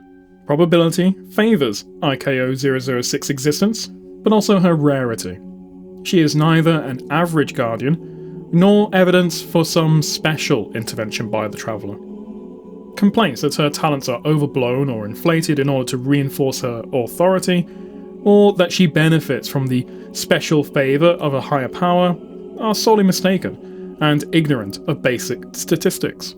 These complaints come from the same people who ask why we haven't reconquered the whole solar system with our vast strength, forgetting how many Guardians are either in abeyance after exhaustion, still working on mastering their first subclass, or already committed to the protection of populations and resources here on Earth. It is notable that IKO-006 initially performed at only 1 sigma above the mean on most metrics. It was her lengthy experience in the field and in crucible exercises which brought her to her current exemplary state. Can we determine whether this was a process of activating extraordinary latent power, or simply of owning ordinary power to an extraordinary peak? Signs point to no. IKO-006 is aware that I am required to outline possible countermeasures in the event of her subversion. Of course, we are all aware that combat between Guardians is not a zero-sum contest of power. Context and tactics are decisive. Crucible champions dropped into the wilderness can be brought low by mere fallen skirmishers. Seasoned rangers may die from the first Crucible aspirant to skid knees first into them with a shotgun. The fundamental challenge to defeating IKO-006 is that it is very difficult to create a context she cannot master. Her talents are honed towards acquiring and processing information. It would be difficult for even a Golden Age human to understand the time span she has lived, or to grasp the depth and range of the intuitive mechanisms, both cognitive and paracausal, which Ikora has cultivated and internalized. She has achieved a limited clairvoyance, an arsenal of owned preconscious heuristics which deliver her, with no more effort than water flowing downhill, to her easiest path to victory.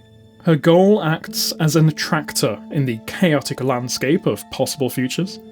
She is capable of correctly resolving quandaries, like the halting problem, which a Turing machine could not compute given the entire age of the universe. In the great tradition of context manipulators versus brute force, Ikora is another victory for the power of context manipulation. One possible countermeasure is to create a false path to victory to decoy Ikora's senses. The paracausal nature of the light creates some difficulty because it can interact directly with ontology. Ikora has a sense of truth qua truth.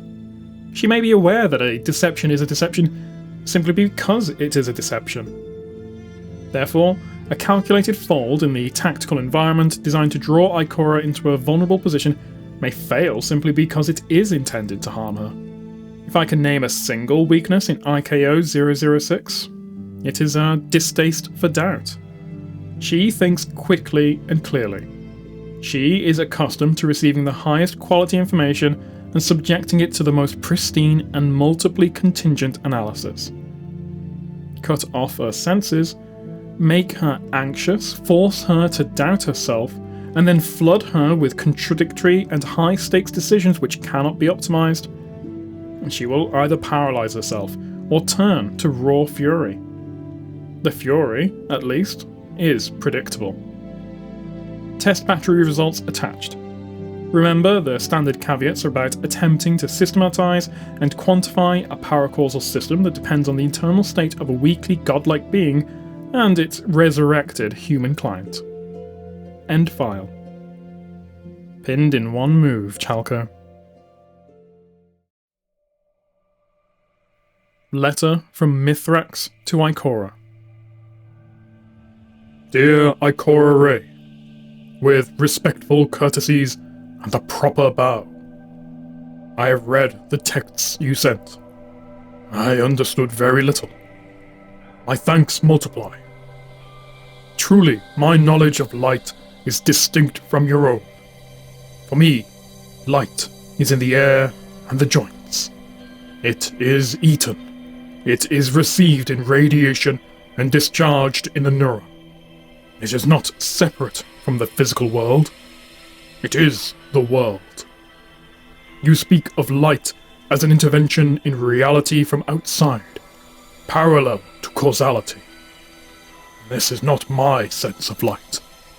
But as you say, I should not diminish my own kinship with light, for it is in all places and things. So I do not try to be a false guardian. Instead, I preach to my people that we must be the best Elixni we can be. But always there is the question. Why the great machine left us?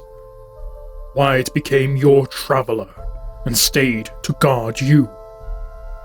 This question haunts all Elixni. It makes us think we are fallen. I have accepted that the traveller is not mine to judge, but even without judgment, I am curious. Why did the traveller leave us, but remain with you? I do not ask you for an answer, only your thoughts.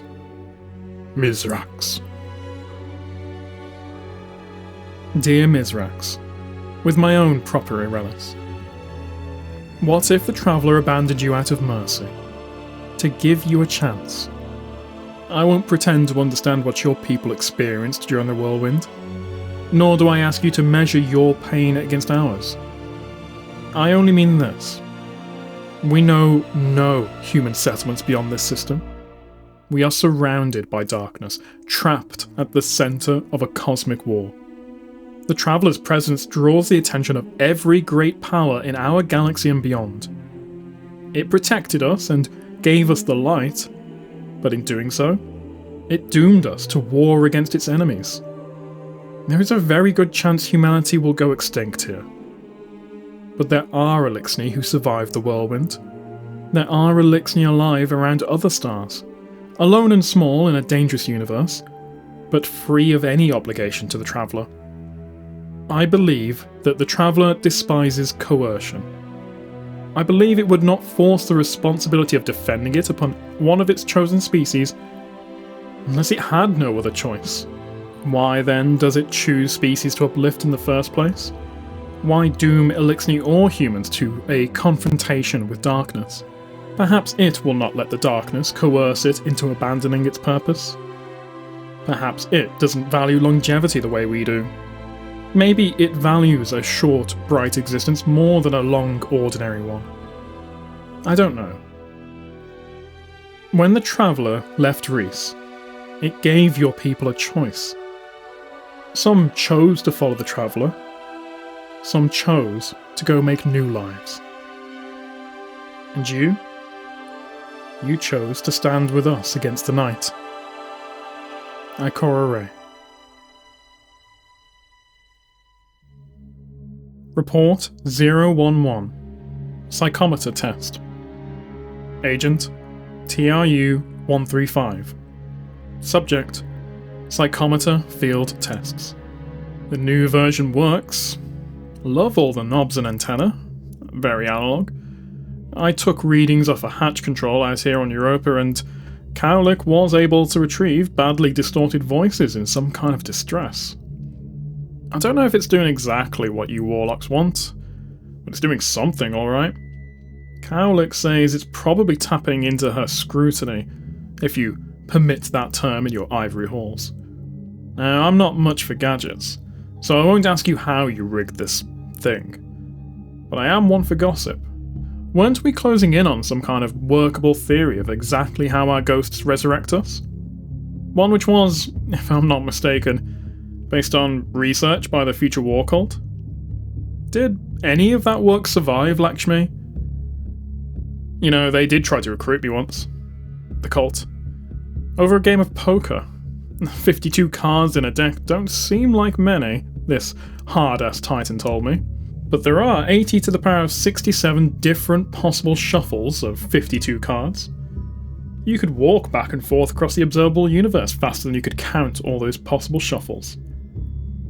A lot faster. That's life, she said. And she had daisies impaled on the spikes of her skull. Life is endless permutation. So many possibilities. But the rules are what matter. Who cares how the deck shuffles if you don't know the rules of the game? We play this game over and over. Life and death. Light and dark. But the only way you learn the rules, the only way you're ever going to get one of those truces you're named for, is for you to come inside. Come into the cult. Come on in and see. But I didn't. Another thing she told me is that you can play poker with just 3 cards and 2 players. Jack, Queen, King. Ante 1, max bet 1 more. High card wins unless one player folds. And in this game, there are many strategies available to the first player, but very few to the second, who acts to exploit the choice made by the first. Many possibilities against few. Sounds like you'd rather be the first player. But if both players play perfectly, that second player wins in the end. Mathematical inevitability. Ain't that something? But I said your game's just a toy. It's just a contrivance. That's not life. Life isn't one player always exploiting and beating the other. Anyway, back to testing. Might go back to Caital and aim this thing at the gate. See how wild it goes. If you never hear from us again, you know Truce and Cowlick finally found something too spooky. If the light forgets, while the darkness remembers, then why does a ghost's power of determination let it access latent memories imprinted in the dead? That's paradoxical. That should be a property of darkness. How can such fundamentally opposed forces do the same thing? Am I as shallow as those guardians arguing over power levels? Trying to force a simple binary upon a complex spectrum? The Drifter talks about spectrums of light. Powers his ghost can access because of its modifications. Forcing the metaphor, I thought. Light is not light. It doesn't have frequencies or spectra. But if we are all constrained by our own internalized ontology, by our tacit understanding of how the world works, maybe the circumstances of extreme survival compelled the Drifter to explore a new ontology. Maybe his ghost achieved a new way to think about the light. A sacred void would not be ashamed to think that she knew less about the light than a greasy near cannibal with a mutilated ghost. I'm a bad sacred void. If a game of Go is meant to test 2 minds against each other, then I must play as my mind sees fit. I see fit to play 624 because I am interested in what will happen next. This isn't a Bashu haiku. Purposefully making a suboptimal move in order to make a game more interesting is a misunderstanding of the nature of a game. There is no reward for beautiful play in the rules of the game. Then why don't you just turn on a Go engine and compute the winning play? I want to test my mind against yours, not some quantum cheat. But I am a paracausal cheat, Zavala. So am I. Will you take the move back? Now, Zavala, there are no do-overs in war. I've made the move I want. Both of us will benefit from it. You may be stubborn enough to hold still for 8 days, but the traditions of Go are older and even more obstreperous. Play the game. Oh, I'll pinken your ears.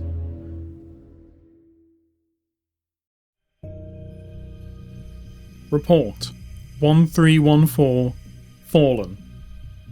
Agent RAN 187. Subject Countercultural Intelligence Update Review. This agent requests review of his past predictions regarding the Fallen versus the actual outcome of events.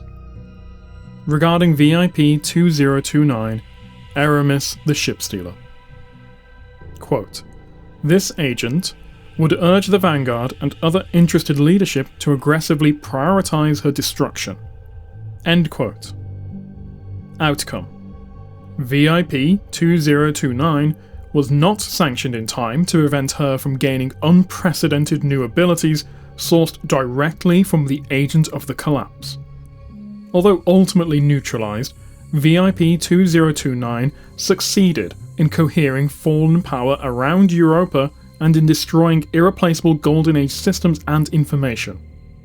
Conclusion: failure to act led to disaster. Regarding VIP 1121, Variks the Loyal. Due to 1121's direct responsibility for the release and death of Prince Aldrin Sov, the Vanguard allowed the Reef to drive policy regarding 1121. Outcome? He escaped the Reef, joined 2029 on Europa, and helped administer her House of Salvation before again switching sides to assist the Vanguard in exchange for the safety of itinerant Fallen. Conclusion: Variks the Loyal will turncoat whenever it is advantageous, therefore cannot be trusted. Regarding VIP 3987, Mithrax, self-styled Kell of Light. This agent urged skepticism regarding reports of 3987's cooperation with Guardians. Those reports have since been confirmed. Outcome: VIP 3987 was welcomed into the city, with a colony of itinerant Fallen, leading to civil unrest. This ugly episode reinforces the volatility of human-Fallen relations. To quote Past Report 692 Fallen DUS, one or two sympathetic outliers cannot be relied upon to erase the wrongs of past centuries, nor should their good faith efforts to correct the sins of their forebears be taken as sufficient symbolic reparation. End quote. Note that reliable intelligence places VIP 0013, the warlord guilty of the sack of London survivor populations, within this Fallen colony. This agent strongly urges extradition of 0013 for trial. The magnitude of 0013's crimes cannot be lessened by time or personal transformation. It is the strongly held opinion of this agent that the Vanguard has, in fact, pulled its punches since 692 Fallen DUS was filed. This allowed the Fallen to rally and begin another cycle of political reunion, violence, and disintegration. While there is grace in helping some Fallen, it does neither side any good to force cohabitants to compete for desperately limited resources and security. End the experiment. Induce the so-called House of Light to recover interstellar capability and seek their own destiny among the stars. This is a better hope for the future of both the Fallen and humanity than anything to be found within the city's walls. They certainly don't give a damn for their own long-term viability. It's too stupid to think that far in advance. So keep that in mind when it comes to assessing the safety of Stasis. After all, it is a power we use to explode each other like rotten balloons. And keep in mind also that a virus isn't evil. It just wants to exist. If there really is a distinction between Stasis as a power and the voice in those ships, if one can be separated from the other, then maybe Stasis isn't intrinsically corrupting. Or maybe it's corrupting but only when it's tied to the voice behind it. Maybe we can wrest it free. Who knows? Not me. The lingering trauma of centuries. Ransom cannot get out of its shadow. Part of me cannot either. There was once a problem in philosophy called the explanatory gap. Imagine a grayscale person raised in a black and white room. They are taught a comprehensive scientific explanation of colour, including the physics of the eye and the biology of the brain. They read lengthy and evocative descriptions of colour. They taste foods and smell scents that are often associated with particular colours. They are allowed to do everything related to colour, except to see a colour. One day, they are allowed out of the room and into the world, they see colour for the first time, they experience a thing they have never experienced before. The explanatory gap is the difference between what they learn inside the room and what they see outside. The gap between knowing everything about colour and actually seeing a colour. In this gap lives the idea of qualia, the first-person experiences of the mind. You cannot describe or communicate qualia, you can only have them. Is there an explanatory gap between knowing the history of Elixni violence against humanity and living through it? Is there a gap between experiencing full sensorium captures of that night and actually being there, in London, when the devils finally broke the wall? There must be. Qualia of pain and hate. Only, we solved the explanatory gap. Golden Age philosophers correctly identified the difference between the education of colour and the experience of colour. Experience occurs in the brain. Qualia, no matter how ineffable, are the result of physical processes. If the Grave Room Dweller had never experienced red, it was because the neural correlates of the qualia red had never been activated. Give the Grave Room Dweller a dose of hallucinogens or an EMP to the right part of the brain, and they could experience all the colours imaginable without ever leaving their black and white room. The problem was never one of incommunicable experience, but one of insufficiently rich communication. We just cannot write a book that evokes the experience of red, but we can design a brain stimulus which makes a human see red. The same goes for the ancient thought experiments like Nagel's bat, which was solved by the epistemology bridge. Although there are arguments the bridge just negotiates a compatible illusion. I wonder if Ransom would still push for the complete extirpation of invasive fallen from the system if he lost his memories of all those centuries. If he had to relearn it all from books. What if he were like a newborn guardian again? Richly educated on our bleak history with the Elixni, but not scarred by the experience of it? Would he still arrive at the same unshakable conviction that they all have to go? Or would he be missing some irreducible qualia? Some pearl grown around the grit of first-person suffering? Oh, Traveller, I see now. It all comes together. The erratic ghosts, Ransom's grudge, the Pyschometer and Glykon Volatus and Nazino Island and the Go game with Zavala and the Sacred Void and the silence of the light and even the Drifter's ghost. It all means one thing. Darkness remembers. Light forgets. It is about memory. Memory.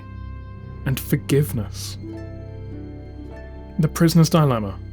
A relic of the days of the high carceral system, two criminals are interrogated in separate cells. Who committed the crime? Tell us. Tell us the other one did it, and we'll let you go. If both stay silent, both will get a year in jail. The common good.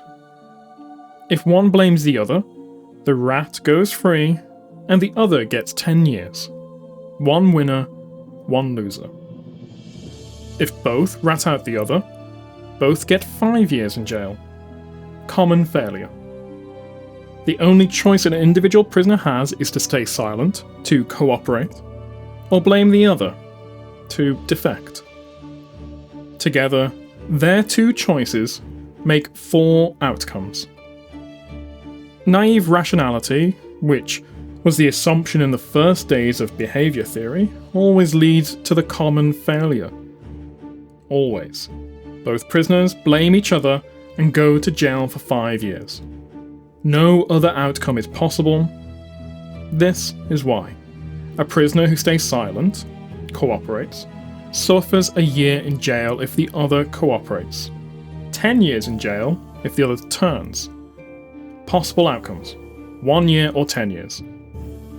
A prisoner who turns on the other defects goes free if the other cooperates, or gets 5 years in jail if the other also turns. Possible outcomes? 0 years or 5 years. No matter what one prisoner does, the other benefits from turning on their ally. So both players will rationally defect, and rationally doom each other to 5 years in prison. Even though each might have escaped with just 1 year if they cooperated. By acting to seek the selfish best, they deny themselves the global best. Of course, a child can see the failures of this model. What about honour among thieves? What about the punishments criminals inflict on the tattletale? What about decent people don't turn on each other?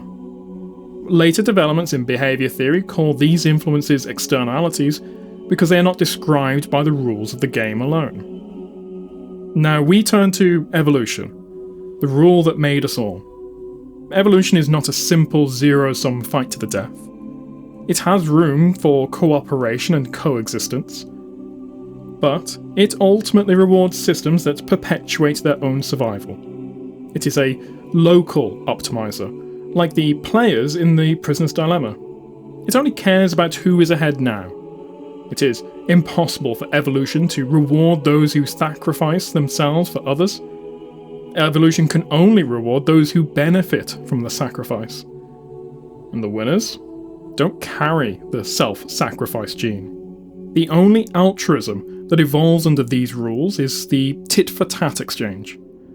I will help you if you help me. Witness the gopher, infected by an alarm gene, shouting warnings about a predator, dooming itself to be eaten so that relatives who share the alarm gene can scurry to safety. Or the worker ant, which cannot reproduce except by helping its queen survive. Both ultimately act in their species' self-interest. It is possible for evolution to reward altruism given to other altruists. If there is a reliable way to identify other altruists, communities of altruists can flourish. But then comes the spectre of the free rider, the cheat that can fake the "I am an altruist" signal long enough to get the reward. How much of your life have you spent wondering whether that kind, compassionate person is truly good? Or if they just do it to get ahead? Some thinkers believe that all of morality is a race between the true altruist and the counterfeit. The true altruist finds new tests for true altruism. The counterfeit invents new cheats. This is called a Red Queen's race. For reasons I don't know. In a Red Queen's race, racers must compete just to stay in the same place. Not to gain advantage, but simply to hold on to what they have in the face of competitors. Parasites are a good example. Living organisms must constantly evolve new defences. Parasites and cancers constantly evolve to defeat them. The body is a treasure trove of energy to steal, and the body's systems for preventing parasites and cancer are a form of internal morality. The Red Queen's race may even be why sex evolved. Constantly remixing genes is a good way to change up defences. Of course, the Red Queen's race is not the only theory that explains the need to constantly adapt. Never mind. In evolution, the only good is self-interested good. But we are not restricted by evolution. We have minds. We have memories and imaginations and culture. We can imagine the consequences of our actions and select those which suit a world we want to live in. We can do this without waiting for generations of genetic change. We can enshrine the common good as a norm. We can say everyone who cooperates is good, and everyone who defects is evil, and evil defectors will be harshly punished. We can say, by cooperating for the greatest common good, we will all be elevated. So let's do that. Only, what do we do with our cooperative good when we meet someone who defects? A neighbouring village steals our crops. A friend has us paint his roof, but he is always too busy to come paint ours. A lover shares all our secrets with a gossip. A colleague takes all the credit for a shared project. Do we hold to our ethics and keep on cooperating? Tending our crops, painting his roof, telling our secrets, watch others get a promotion? Are we, in short, going to be a sucker? Most people would agree we must retaliate. We must answer defection with defection. So the prisoner's dilemma is not just restricted to evolution. Even the cognitive must play it. It is a good model of any situation where what is good for the individual is not the same as what is good for the group. Imagine another situation. If two villages tend their own crops, both will produce 900 bushels of grain. If one village attacks the other, it could end up with 1,200 bushels of grain, and the other village will get none. That's to say that whatever isn't stolen in the attack is burned. If both villages go to war against each other, each will produce 500 bushels of grain, since labour is devoted to fighting. Both villages benefit from going to war regardless of whether the other chooses war or peace. Rationally, both must attack. But these villagers are neighbours. They will not make this decision once. They will make it every year. This is called an iterated prisoner's dilemma, a game in which you know you must play with the same person over and over again. You know they will remember how you treat them. This is the value of remembering, using knowledge of your opponent's past behaviour to influence future choices. The villagers agree to cooperate. For 5 years they are at peace. They maximise their total grain production as a pair, rather than seeking to have more grain than their rival.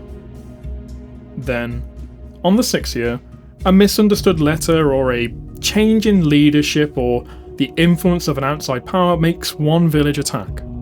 It has defected. How do we reply? That depends on the strategy we're using. There are many strategies. Some examples: unconditional cooperation. Cooperate no matter what the other village does.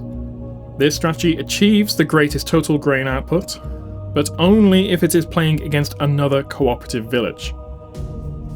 Berserker.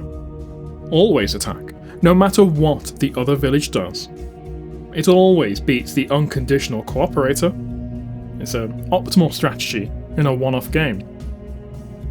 Random. Just flip a coin to decide whether to attack. Tit for tat. Do whatever the other village did last. Punitive tit for tat. Whenever the other village attacks, attack the next 2 years in a row. Learning tit for tat. Each time the other village attacks, increase the number of years you attack in response. This strategy must have memory. It needs to remember backwards more than 1 year. Grim trigger.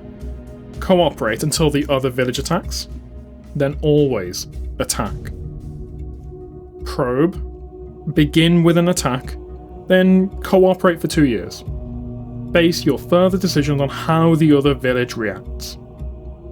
Pavlov.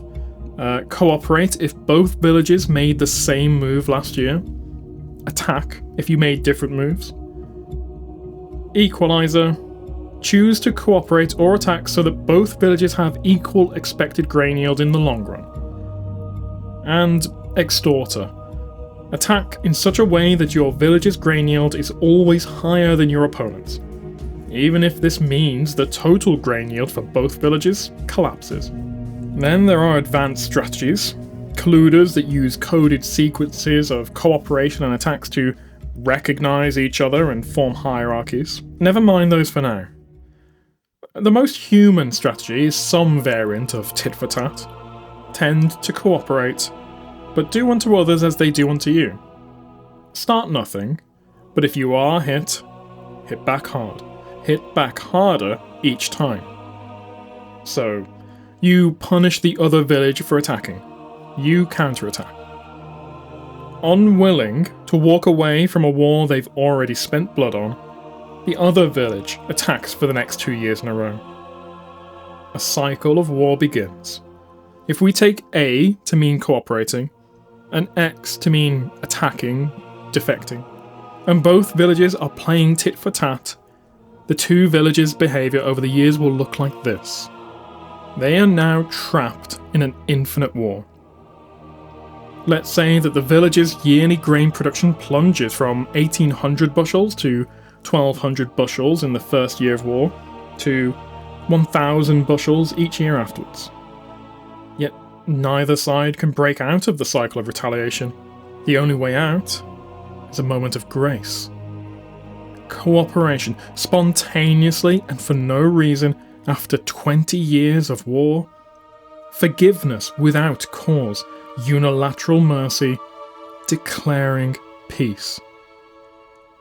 This is the value of forgetting. Forget they hurt you. Forget what's rational. Do what's right. Now, if the other village takes advantage of your disarmament, you will look like a damn fool. But if the other side stops fighting too, both of you can go back to the maximum global good. 1,800 bushels of wholesome grain a year. Imagine that those bushels of grain are people's lives, and you understand the urgency of grace. You feel the need to forget the past. Ransom's grievance with the Elixir is a rational one, but it could doom us to another cycle of conflict. The Pyschometer lets us glimpse ancient memory, not because the light cannot remember, but because it chooses to relieve us of memory's grief. The Glykon Volatus is infested with the residue of evil's touch because the darkness is there, and the darkness remembers the suffering aboard, haunted like the nightmares on the moon. You win a game of Go by maximising your own personal score. But I played for a joint good, a victory not described by Go's rules. Externality drove me to cooperate when I should have competed. One move's grace for Zavala, so both of us could play a better game. And the Drifter's poor ghost. After centuries hoping he would become a true guardian, after centuries of disappointment, it still sacrificed its own form to grant him another chance. This is why the light wipes away memory. It strikes away the pain of the past to break the pattern, to create the possibility of grace. This is why the dark remembers. We need to remember how we were hurt so we can avoid being hurt again. I remember a Golden Age legend, a disease of the amygdala called SM syndrome. It created people without any fear. They could laugh at a man with a knife. They would try to befriend him. They would go back to the place they were attacked and look for him again. Or pick up venomous snakes out of curiosity. They had a heroic resilience to trauma. But they constantly made the same mistakes. They could not learn to avoid danger, or to act urgently to protect themselves. Wonderful neighbours, truly people of the light. But without fear, or even the memory of fear, they could not survive. This is the message I need. Not some sophisticated exegesis of paracausal semiotics. This one thought. Grace and memory. The light offers escape from endless cyclic violence. The darkness remembers the hurt that was done to us, so that we cannot be exploited by those who would hurt us again. We need the darkness to avoid being preyed upon by those who see light as an opportunity to feed. But we need the light too. The light is the hope of grace through the grace of hope. The possibility to be more than what reason allows us. Because by acting unreasonably, we escape reasonable limits. This is how we reconcile light and dark. This is the message we must teach.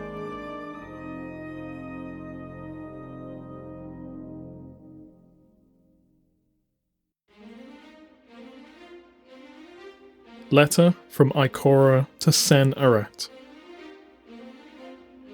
Dear Sen-Aret, there is no such thing as a low-power guardian. There may be armor you can't actuate or weapon mechanisms you can't understand. There may be techniques you have yet to master and missions you dare not attempt. But the possibility of your light is unlimited. I mean this very seriously. A novice Go player has the exact same power to place stones as a 9-dan master.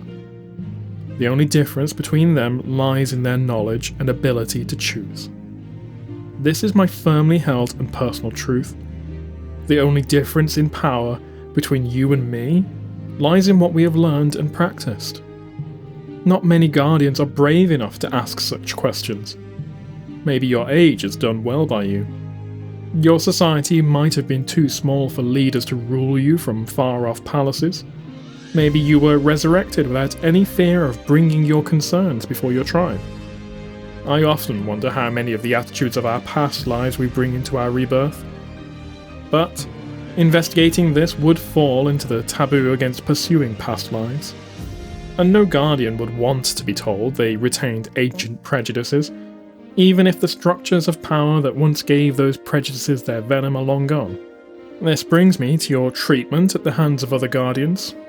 Their curiosity about the enemy is natural, and we cannot suppress the enemy's arguments without perversely amplifying them. Even I have begun to believe that our enemy may not be the darkness itself, but a power or principality that commands and rules in darkness. But you are right. Guardians do mistake the Traveller's silence for weakness.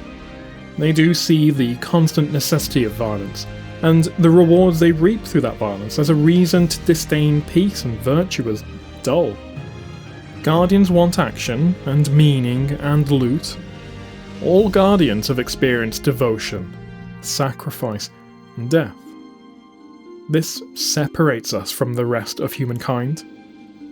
But sometimes we let this separation divide us from the ordinary good of ordinary people. We forget what it means to live a peaceful life surrounded by the friends we choose. Because we can endure death and violence, we forget how horrible and final violence can be. The nature of your death, Sen-Aret, means you cannot forget that. You know that you were killed by other people, not by a great darkness from the stars. The question of how to live well in a universe of indifference, cruelty, and deprivation is the only question. The light does not offer us an afterlife or an otherworldly paradise. It does not give us throne worlds or pocket universes.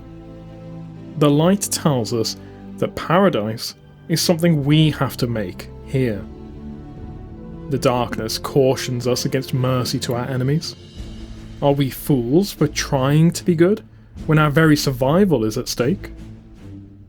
Maybe, but the fact that our morals sometimes make it more difficult to survive is proof that they are truly good. There is not much commendable about doing a right thing when it is also the tactically correct thing. When the good thing is also the hard thing, that is when the righteous are separated from the lost. Sen-Aret, let me tell you something I've told no one else. I know that in the end, the darkness can win. Do you understand what I mean? By its very nature, the darkness is the judge of what will exist and what will pass away. In the end, there may be only darkness because all that exists will remain only by its consent. But the light grants us freedom from existence alone as the measurement of our worth. Oh, evolution has made us afraid of non-existence, certainly. And it is good to fear and to avoid non-existence because without existence, we cannot experience joy. The idea that death is an escape from suffering is a trap. Death is not an escape from anything. It is a wall, a cessation, meaningless.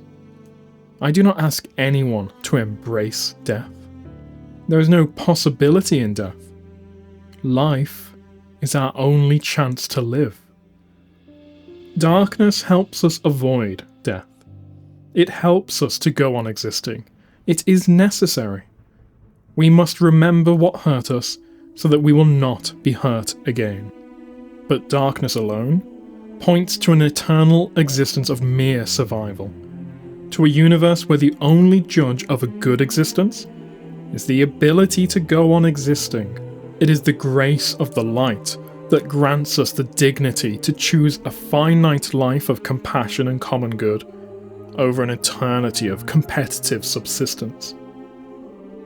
The darkness, or the being that speaks for it, claims that the extermination of all those who choose the light is inevitable, that the universe will be inherited by morally impoverished advantage seekers like the Vex and Hive. Logically, I cannot see an escape, so long as I accept the darkness's logic. But this is exactly why we fight Sen-Aret.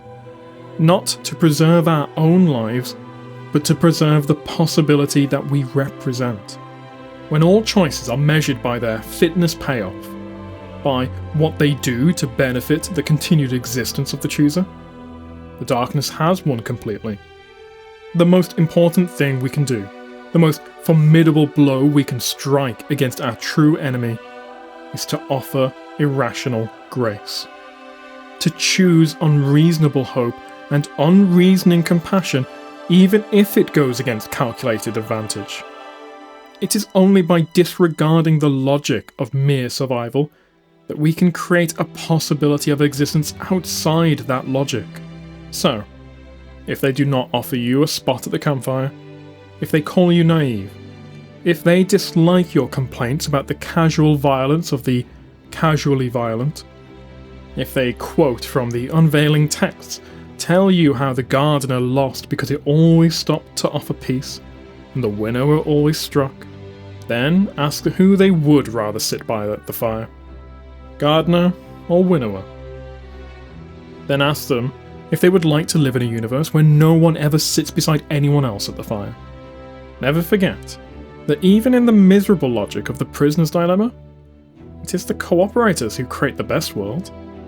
Two cooperators will score higher, together, than two defectors ever could. A world of cooperators would defeat a world of defectors if the defectors could only be kept away from the cooperators' bounty.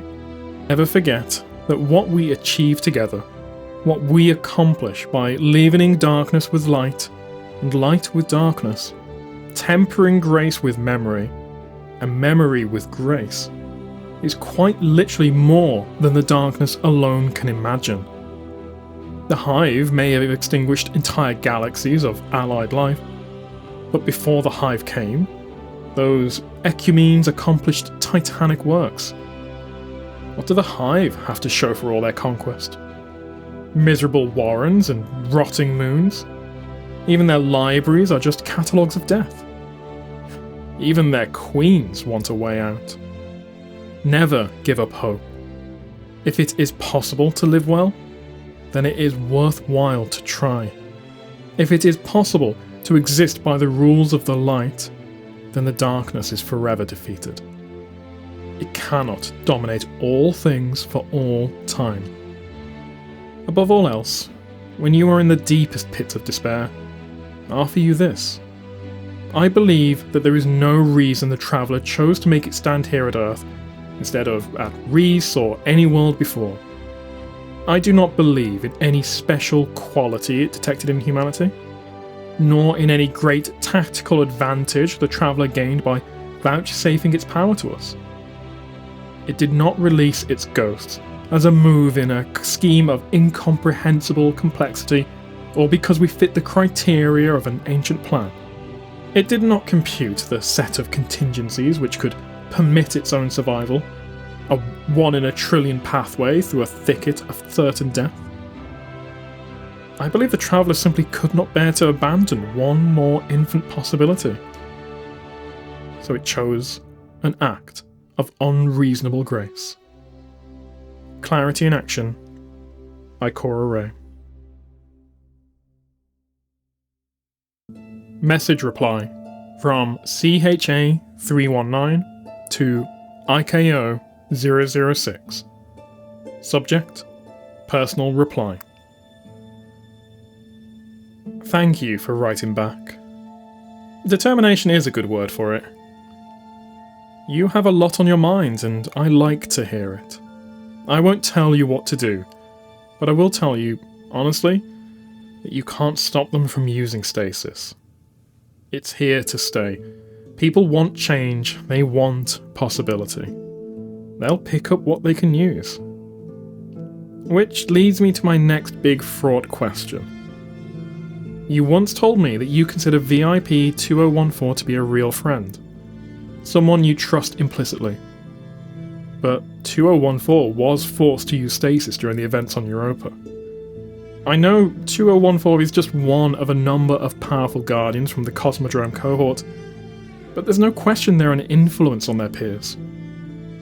I hear gossip that 2014's ghost is overwhelmed sometimes by the need to support a Guardian who's taken such huge risks. He tends to minimise his own needs, rather than push back. He's barely even confided in other ghosts about his own repeated possession by the intruders. Silence about such an invasive trauma, while he's working with a Guardian who is constantly forced into close contact with the traumatizer. That worries me. How does that feel?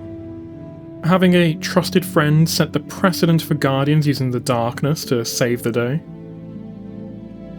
And I know exactly what we are. We're best frenemies with a history of intense mutual hurt and messy reconciliation, leaving a deep tenderness as well as an almost impenetrable knot of scars. What could be simpler? With love, Chalco. Message reply from IKO006 to CHA319. One stone can change the whole landscape of the board. Of course, I worry which side played that stone. But Guardians make their own fate.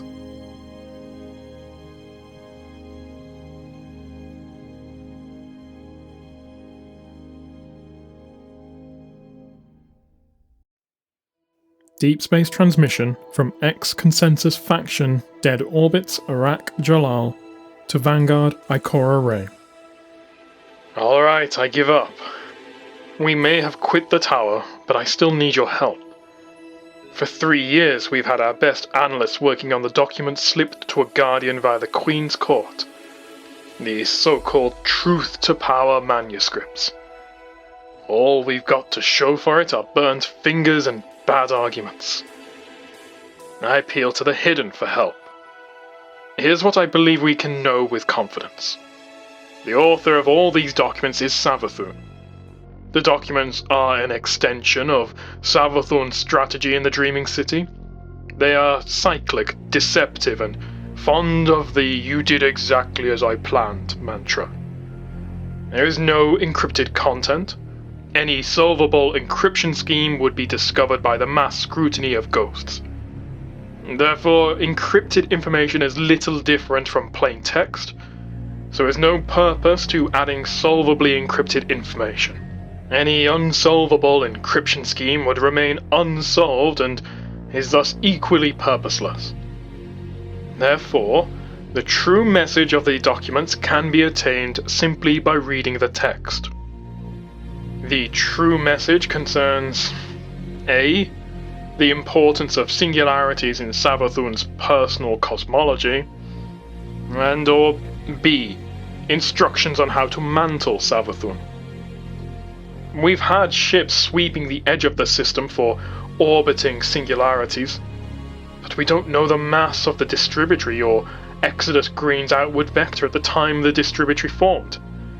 We don't even know if the distributary singularity inherited the Exodus Green's vector, leaving it on an escape trajectory into interstellar space, or if it emerged at rest with respect to the Sun, meaning it would fall directly towards the Sun and pass through it over and over. Had the gravitational influence of the planet, and it could be anywhere by now. We're looking for a microscopic point in a volume larger than the solar system. We thought about using fleets of sensor mites to search for a gravitational influence. But then we realized the 9 are in competition with us to find the singularity. and they would certainly use their phantom mass to interfere. Unless it's been in front of us all along, right in the sky of the dreaming city. Could they have found some way to harness the singularity? To park it where they can guard it? If so, we must obtain this capability. Have you found anything we missed? This isn't a Bashu haiku. Purposefully making a suboptimal move in order to make a game more interesting is a misunderstanding of the nature of a game. There is no reward for beautiful play in the rules of the game. The truth to power documents are Dulinkaru's plea for her mother's love. She wrote a biography of her mother, an attempt at understanding, in the hopes that Savathun would also understand her. Imagine how lonely it would be to live in the High Coven where everything, all communication is deception. Imagine if your mother had never once told you the truth about anything. This is sarcasm. I'm asking you in good faith for your help. And I'm trying in good faith to lead you to the truth. The truth to power manuscripts are pluripotent. There are many ways to read them. You have it all backwards. You're trying to shuffle the puzzle pieces around until you get an image. You need to know the image before you can arrange the pieces. Think about logic. Here, we define logic as the governing principle by which a power defines its own existence. For example, the Hive practice sword logic. What is the governing logic of truth to power? Being nonsense. Being convoluted, being misunderstood. Very well then. Study truth to power with an eye for how it means to be misunderstood. Oh, Ascended Master, tell me, how are we to obtain actionable intelligence from the way the documents are meant to be misunderstood? Your centuries of defeatism have left you with a bad case of learned helplessness. The documents are full of possible misunderstandings. One misunderstanding is that they are pointless, just complexity for the sake of confusion. The threads about Imbaru and power from confusion point this way. This is the stance that most amateur Guardian analysts seem to have settled on. It's all a lot of nothing and there's nothing to understand in it. This is plainly foolish. The text is full of useful intelligence, including an excellent explanation of the Anthem Anatheme and an apparently accurate description of how Riven preyed on Guardians to create the curse. Another easy misunderstanding is that these pages are concerned with a real humdinger of a scheme. A manipulation of Hive tribute that requires Savathun's entry into the distributary. I mean, this could be true. The scheme could very well exist. But if so, why would Savathun advise us of such a scheme? Another easy misunderstanding is that these are love letters. Think before you laugh. The letters carefully establish a sense of shared physicality. The Eris voice asks you to center yourself in your breath and your body. It asks you to imagine her as a judoka, a swimmer, a football player. This is subtle work, Arak.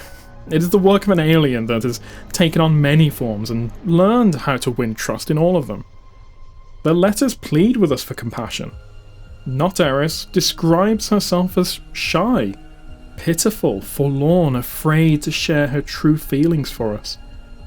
Not Medusa pleads for help as she disintegrates. At the center, we find the clearest profession of love. Thank you, sweet friend. You are a gift and a delight. You are more dear than my mother, for you have given birth to me 1,000 times. Superficially, this is a reference to the concept of Imbaru, Savathun's plan to predicate her existence upon the misunderstanding of others. We give birth to her by feeding her power. But she also says, here at the center, I lie to you the truth. You have everything you need to know it, but I will give you a clue, as the duelist gives warning before she draws. The answer you seek to the Dreaming City is simple not complex. So let's not misunderstand this statement about giving birth to her. Let's take this at face value. We have given birth to Savathun. She genuinely loves us for it. Are you implying that we created Savathun by imagining her?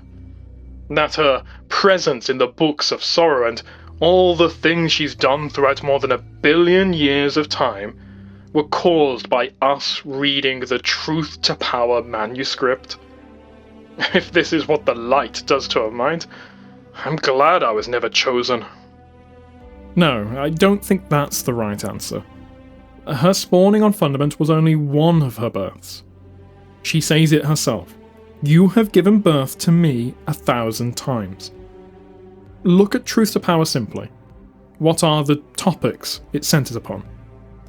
Black holes, Vex simulations, Ahamkara, manipulations of Hive tribute. So, our answer must involve all 4 of these. Ahamkara willingly seek destruction in order to be taken as trinkets by Guardians. You must know this. You've tried to exploit those trinkets as thoroughly as the other factions. But do you understand the metaphysics behind their desire? I do. I once wished to know more about Ahamkara.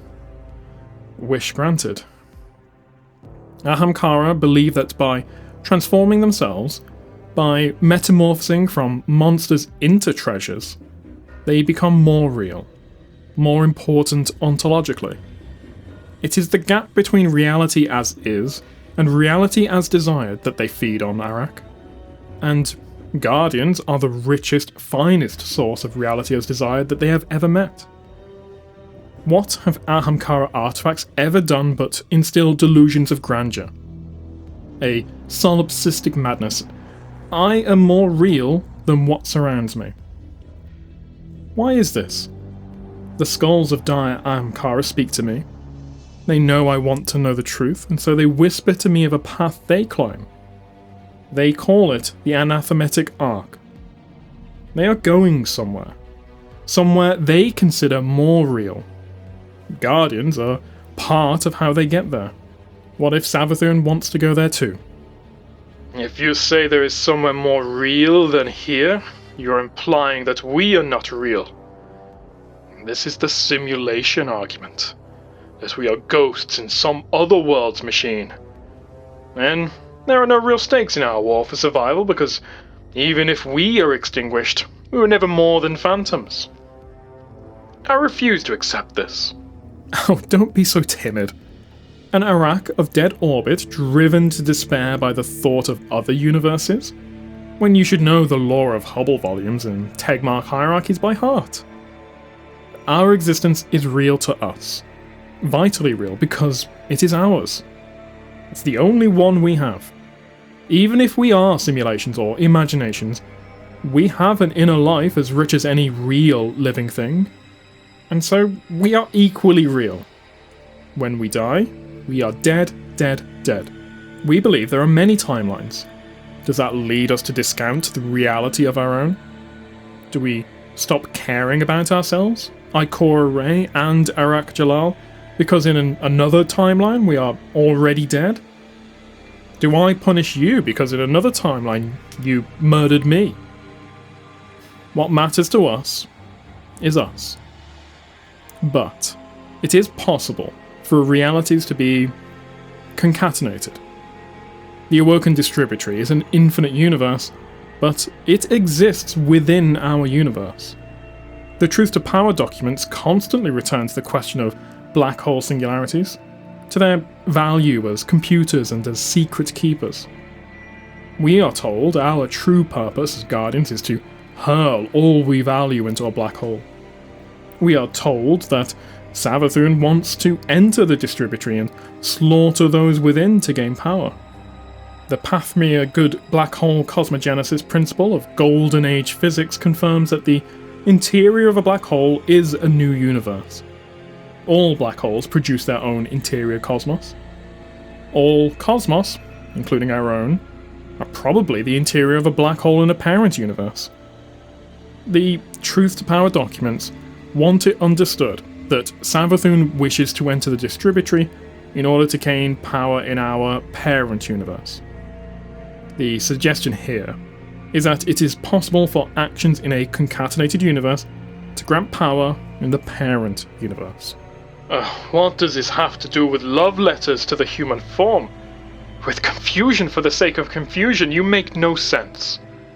Savathun pretends to have a soft human body. She apologizes and empathizes. She asks for pity. She regrets emotional vulnerability. She is even funny.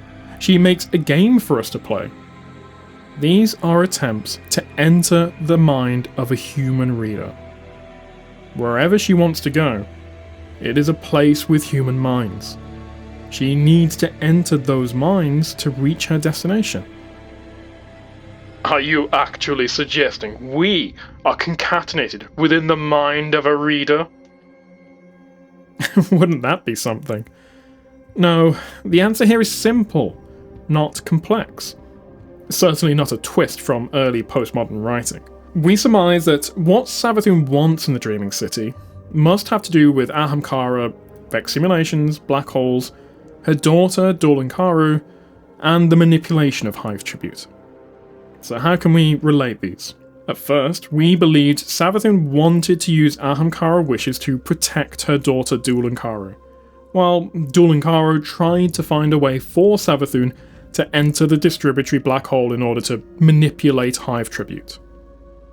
What if this is a misunderstanding? Why would the Dreaming City tell Savathun how to enter the distributary? The Awoken have never tried to return to their birthplace. They believe their exodus was irreversible. But what have the Awoken done instead? Passed from the distributary into our world. That knowledge is in the Dreaming City, in the records of the Awoken Holes that carried Mara's people on their exodus. What Savathun wants in the Dreaming City is exactly that. Not the way into a child universe, but a way out into a parent. A parent where there are human minds waiting to receive her, formless as Imbaru, as the Mist. How is anyone supposed to arrive at this by studying the Truth to Power text? Very easily. This is why I believe I'm right. This is the analogy our Guardian analysts failed to grasp. Look at the structure of the text. At first, Eris is real. Then, we learn Eris's voice is a deception by Medusa. Then, we learn Medusa is nested inside Quoria.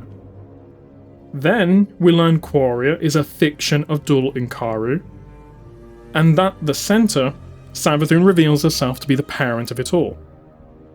We are headed inward, as if moving from parent to child universe. And then we proceed in reverse.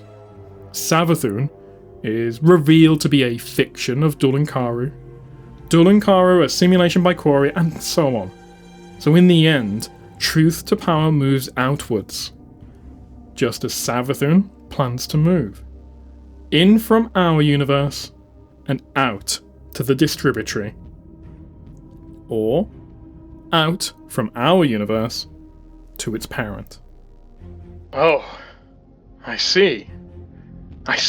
A literary structure like that is called a chiasmus, and chiasmus means crossing point, like a wormhole or a portal.